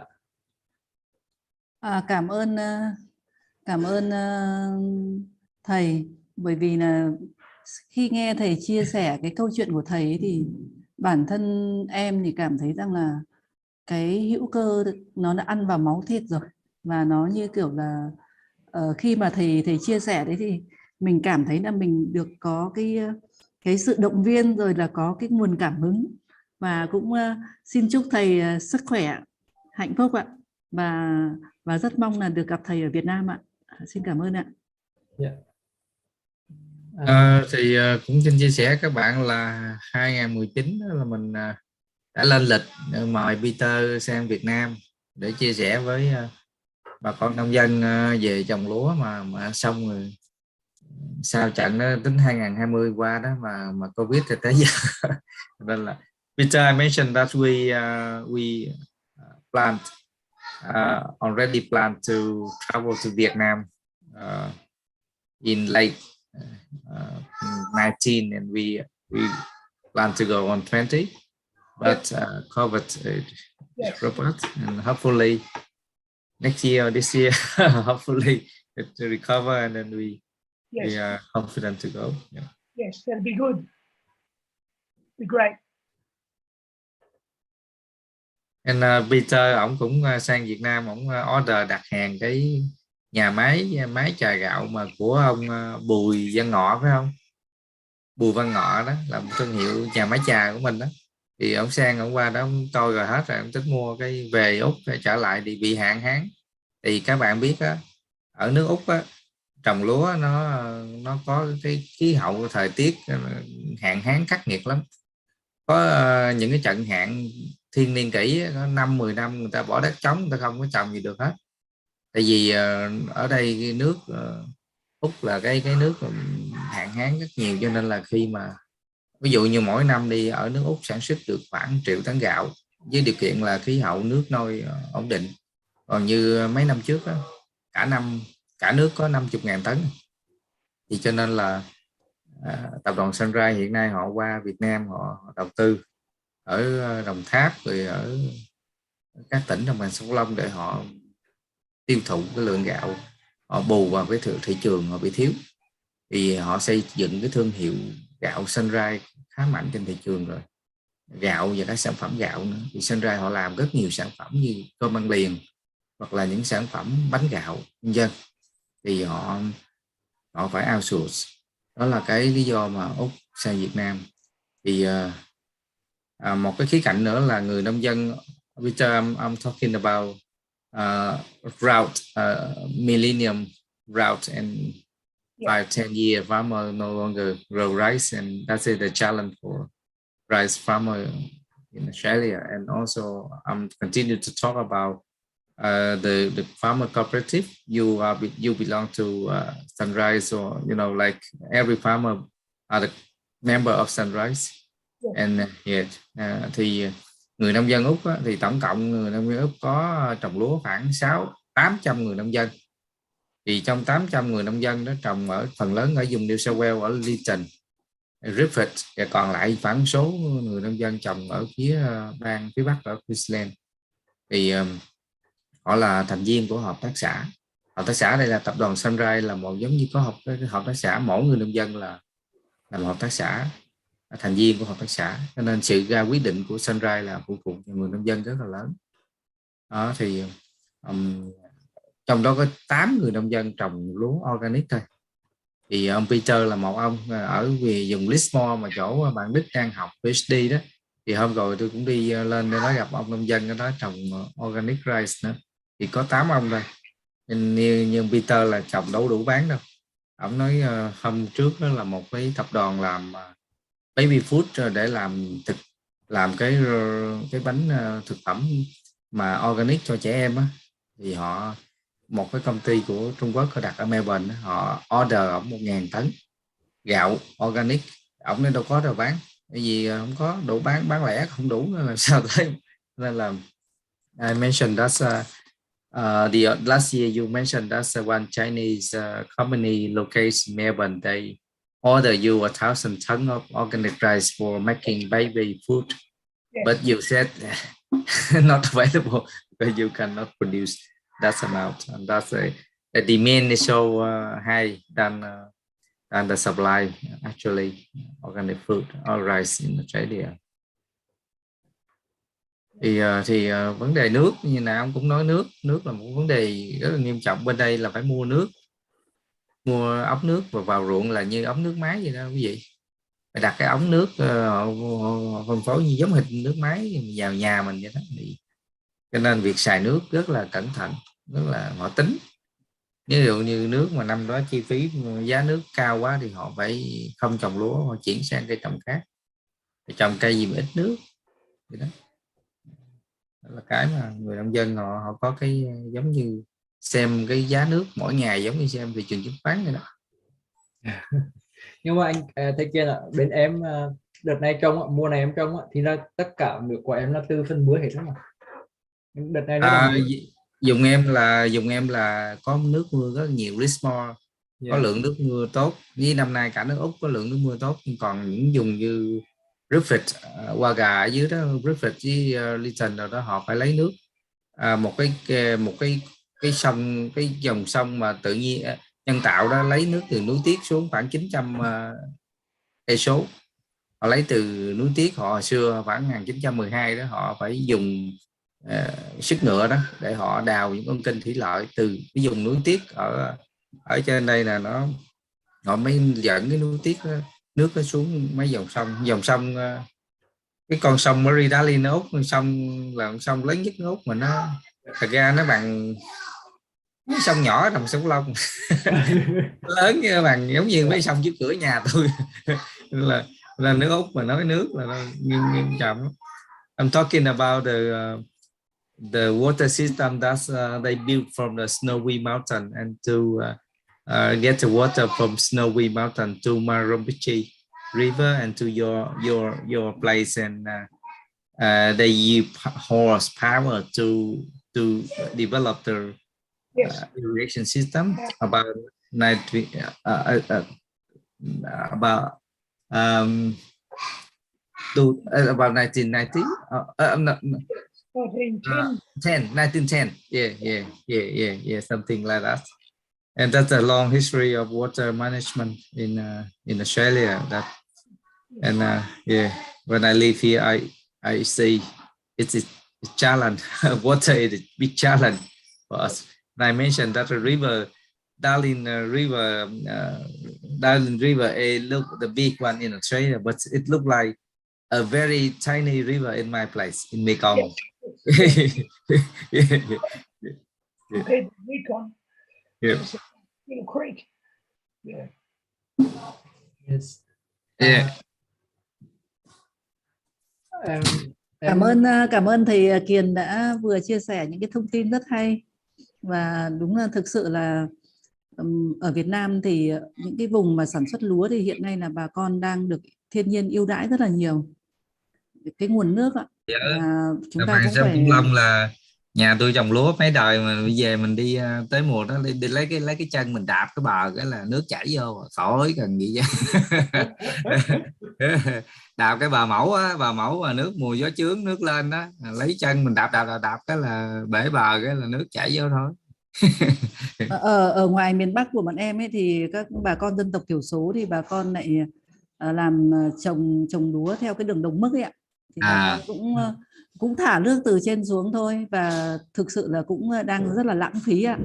Thì nghe câu chuyện của thầy thì mình lại phải biết trân quý những cái mà được thiên nhiên ưu đãi như ở Việt Nam ạ. Em cảm ơn ạ.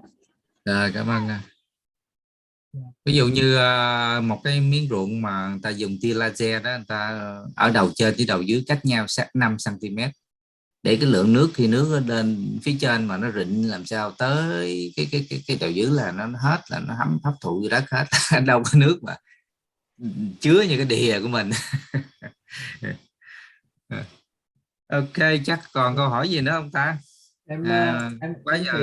Em thấy không biết là em thấy có anh Tuấn nãy giờ anh để video, không biết là anh có muốn chia sẻ với anh Tuấn từ Hải Dương ạ. Em nhớ là anh cũng trồng lúa rưới đúng không anh? Anh nhớ không nhá. Em chào các thầy cô, chào anh chị em. Đúng rồi, Tuấn ruộng rươi đây rồi. Em cũng tham dự từ đầu đến giờ, nhưng mà vừa nãy em lại tắt camera. Thì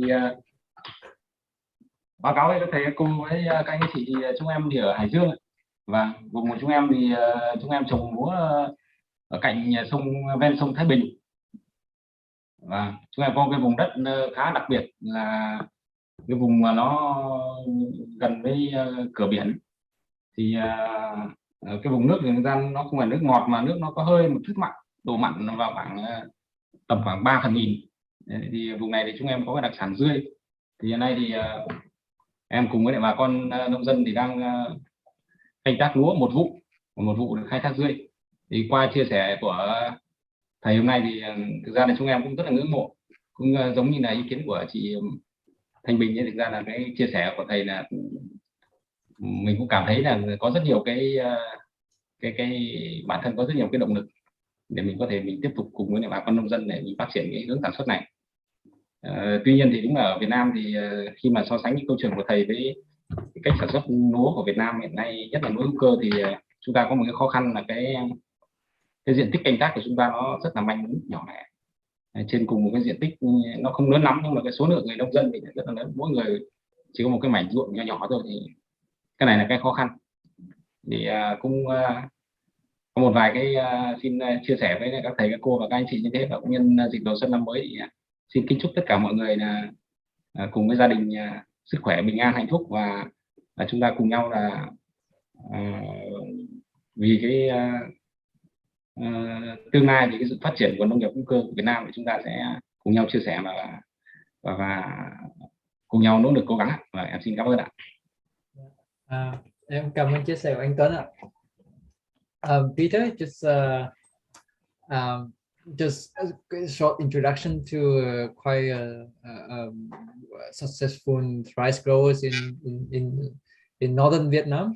So so Mr. Tuấn has been growing rice near to a big rivers in the northern region of Vietnam, and this area is very close to the sort of, how to say, there's an area that when the sea go to the ocean, there's a sort of a ocean gate something. Yes, so the farming area is near there, so the water sort is sort of sweet, but there's a little bit of salinity there. But so what they do is they have quite a good system of growing rice in combination with the clam worm production. I'm not sure you have seen this, but the clam worm is sort of a specialty product. It's like a worm living in the soil. Yes. Okay. So what happened is they eat stuff in the soil, and then they produce manure. So their manure would feed the rice, but then they only live in certain areas, that's very special areas, because if you apply any fertilizers, chemical products, it would kill them. Yeah. So this is sort of a certification for safe production, because you cannot apply any chemical application products into this area. So they have one season of rice and one season for worm production. And this worm production is a very high quality food product, and people also pay premium price for them.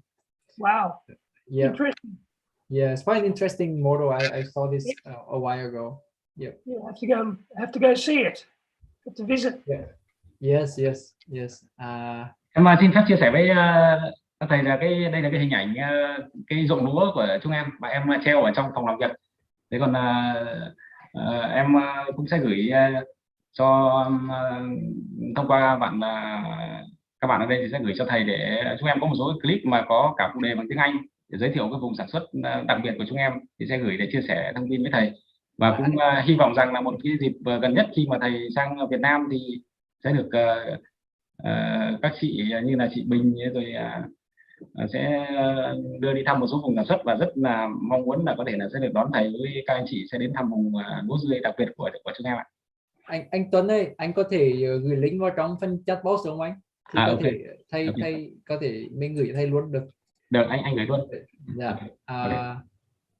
Yes. Mình giới thiệu một chút là bạn Đức này, với cả mọi người là bạn Tuân là một trong những cái gương mặt rất là tiêu biểu ở ngoài Bắc ấy, là một trong những bạn trẻ mà rất là đam mê và đã đồng hành với cả bà con sản xuất lúa dươi ở ngoài Bắc. Mà cứ nói lúa dươi là nhớ đến ngay cái anh nông dân áo tím vừa rồi đấy ạ. Yes. Em cảm ơn cô Bình. So Peter, I'm not sure you can see, but Mr. Tuấn just show up pictures of his rice field. Yeah, it looks good. Yeah, and he would share a link of a video with English subtitle, so you can see a bit more. I think it's quite Miss Bing just mentioned that he is sort of quite a successful rice grower in this region. Wow. And this product of rice and worm growing is very special. It would be nice for you to see as well. Unique. Yeah, very unique. Yeah. Very good. Yes. Is on this. Làm ăn là mình làm món gì đặc sản đó, bạn Tân? Tôi nghe nói nhiều nhưng mà chưa biết cái chả dươi thầy ơi, chả dươi á.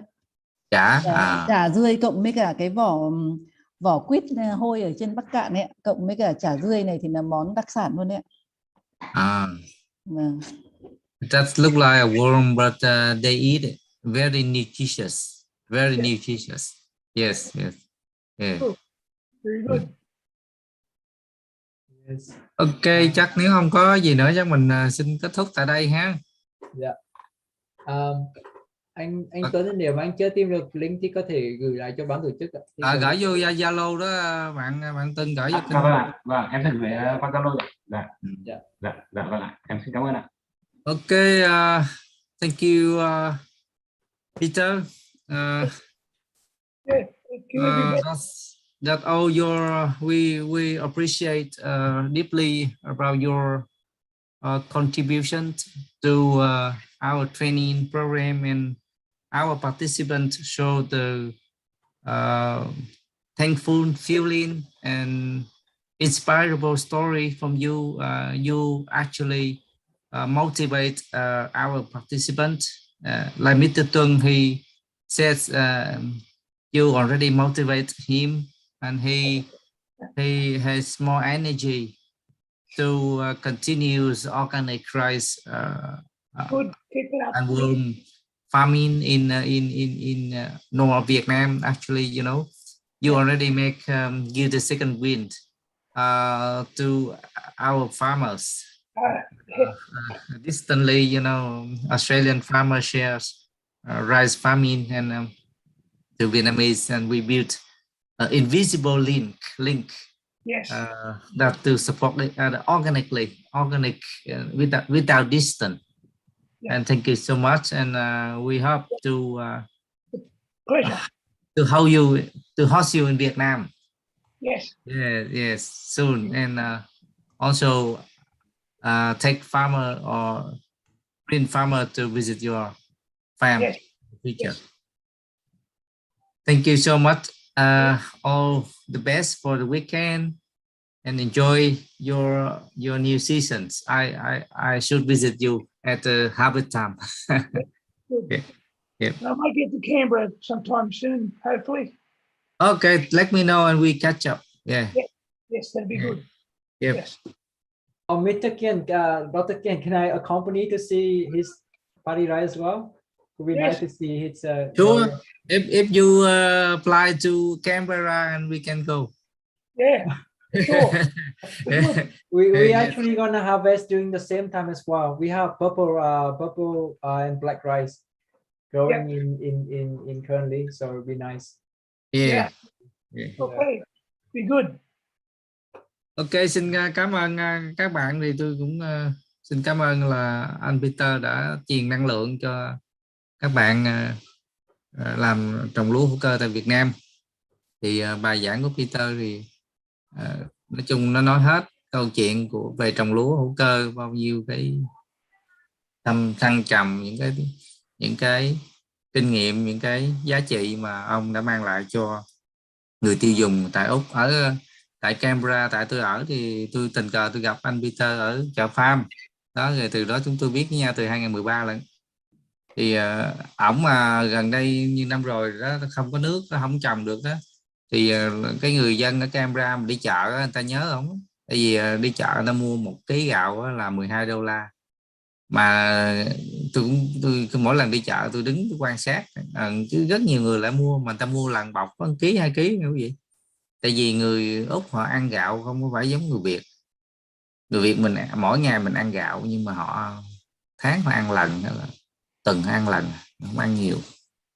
Chính như vậy là cái gạo hữu cơ bên đây đó hầu như là người Úc ăn, hoặc là người ở cái nhận thức về sức khỏe ăn. Cái còn bình quân người Á Châu đó thì ăn gạo dẻo, gạo thơm, gạo Thái do đồ không à, họ không có dám chi tiền đó các bạn để ăn gạo hữu cơ. Tại vì 1 ký gạo thường, gạo Thái Lan ký chừng $2. Gạo ngon nhất thế giới của Hồ Dân Cua đem qua đây bán cũng khoảng chừng $2, $2.50 ký, trong khi gạo của anh Peter anh bán $12 ký đó. Thì được gọi là người Á Châu thì rất là không dám đâu, không dám ăn đâu, nó thật ít lắm. Tôi để ý là chỉ có người Tây họ mua thôi, đó là cái mà, nhưng mà không đủ bán. Em anh rồi anh ạ, em mua gạo, em mua cái gạo mà gạo ngoài chợ nông dân, em mua cái gạo 6 đô 1 cân á. Mà đã thấy ý là kiểu ý là mình mua loại đấy thôi, chứ một cái loại mà $12 1 cân là cũng căng đấy. Chạy túi. $12 là không dám mua đó. Mà thầy Kiền ơi, thầy Kiền ơi, là hiện nay là ở Việt Nam ấy thì cái trong một tháng ấy thì cái nhu cầu về gạo nó không nhiều đâu ạ, đối với cả những cái gia đình viên chức ạ. Và trong cái quá trình mà gọi là tập kinh doanh ấy, thì bọn em thấy rằng là thực ra là bỏ tiền ra cho 1 tháng để mua gạo thì không nhiều, và mua chính ra là ăn rau hoặc là ăn quả hữu cơ thì nó sẽ tốn nhiều hơn ạ. Nên là bọn em hy vọng là có dịp được thưởng thức cái món gạo do từ cái thầy Peter ạ, sản xuất ạ. Gạo ổng là ổng quảng bá hay lắm, low GI rồi người ít bị tiểu đường đó, low GI là ông đánh trúng những giống đó, là với cái kênh truyền thông của Peter làm rất tuyệt vời, làm giỏi lắm.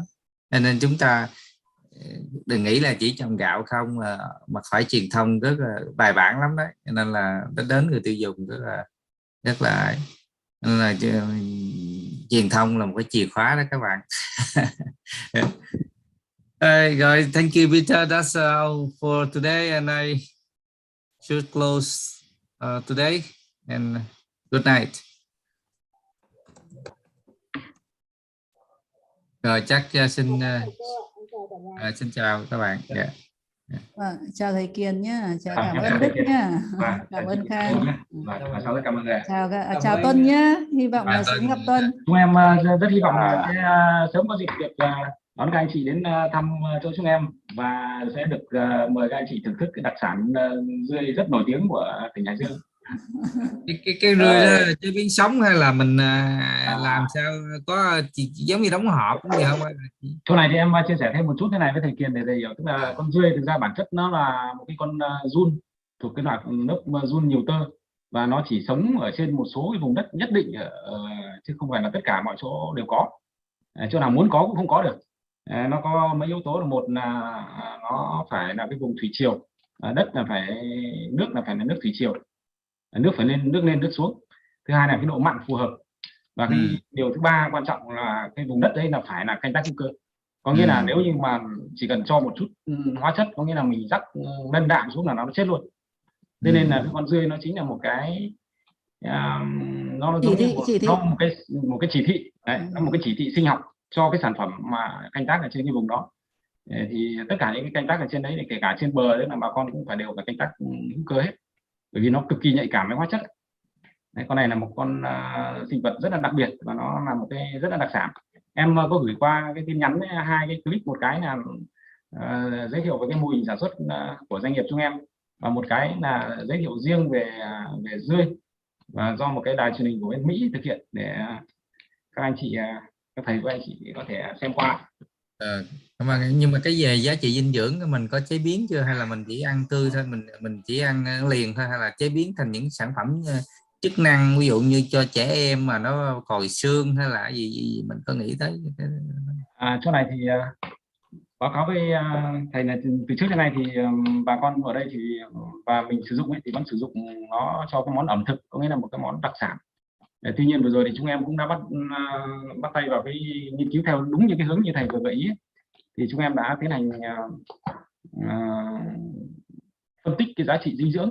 Thứ hai đấy là mình áp dụng một cái công nghệ thủy phân, tức là mình thủy phân toàn bộ con dươi ra thành nước, sau đó mình lọc cái phần xác của nó ra, sau đấy mình lại cô nó lại thành một cái loại bột. Thì khi phân tích cái giá trị dinh dưỡng của loại bột này, thì đây là một cái bột mà có một cái hàm lượng protein rất là cao, khoảng trên 80%, và đặc biệt thì trong cái thành phần của các cái acid amin ấy, thì nó có cái tỷ lệ của cái arginin ấy, thì là cũng có một cái hàm lượng rất là lớn. Thì hiện nay chúng em cũng đang kết hợp với là một số các bạn ở các cơ quan nghiên cứu của Đại học Bách khoa Hà Nội, thì đang tiến hành cái việc có thể là sẽ xúc tiến chế biến sâu để đưa cái sản phẩm này kết hợp với một số các cái loại tinh chất khác, chẳng hạn như là tinh chất từ con hàu chẳng hạn, để mình có thể mình chế biến một số các loại thực phẩm chức năng chuyên biệt, ví dụ như là dành cho nam giới, hoặc cũng có thể là sẽ chế biến một số những cái sản phẩm để phục vụ cho dinh dưỡng cho trẻ em hoặc cho người già, hoặc những người cần tăng cường các cái hàm lượng vitamin. Thì này chúng em cũng đang ở trong cái giai đoạn này, đang chủ này hấp dẫn các bạn, làm sao bạn hữu cơ bạn đánh cho trẻ em là bằng mọi giá, là cha mẹ phải mua cho trẻ em rồi. Dạ vâng. Hiện nay báo cáo với thầy, gạo chúng em thì hiện nay thì một lượng lớn các khách hàng là mua về sử dụng cho các trẻ em, mua để xay bột hoặc là dùng cho trẻ em. Nhiều gia đình thì cũng chưa có điều kiện có thể là ăn được cả gia đình, nhưng mà thường thì hiện nay mọi người cũng đang rất quan tâm đến cái việc mà dinh dưỡng cho trẻ em. Thì em nghĩ đây cũng là một cái cơ hội. Mấy người già như tôi là bị bỏ ế rồi, nên mua về là để mấy trẻ ăn, chứ còn đâu có được cơ hội ăn đâu. Chúc mừng em lên sát thăng gì đi, đặng mà đặng coi quy động vốn đâu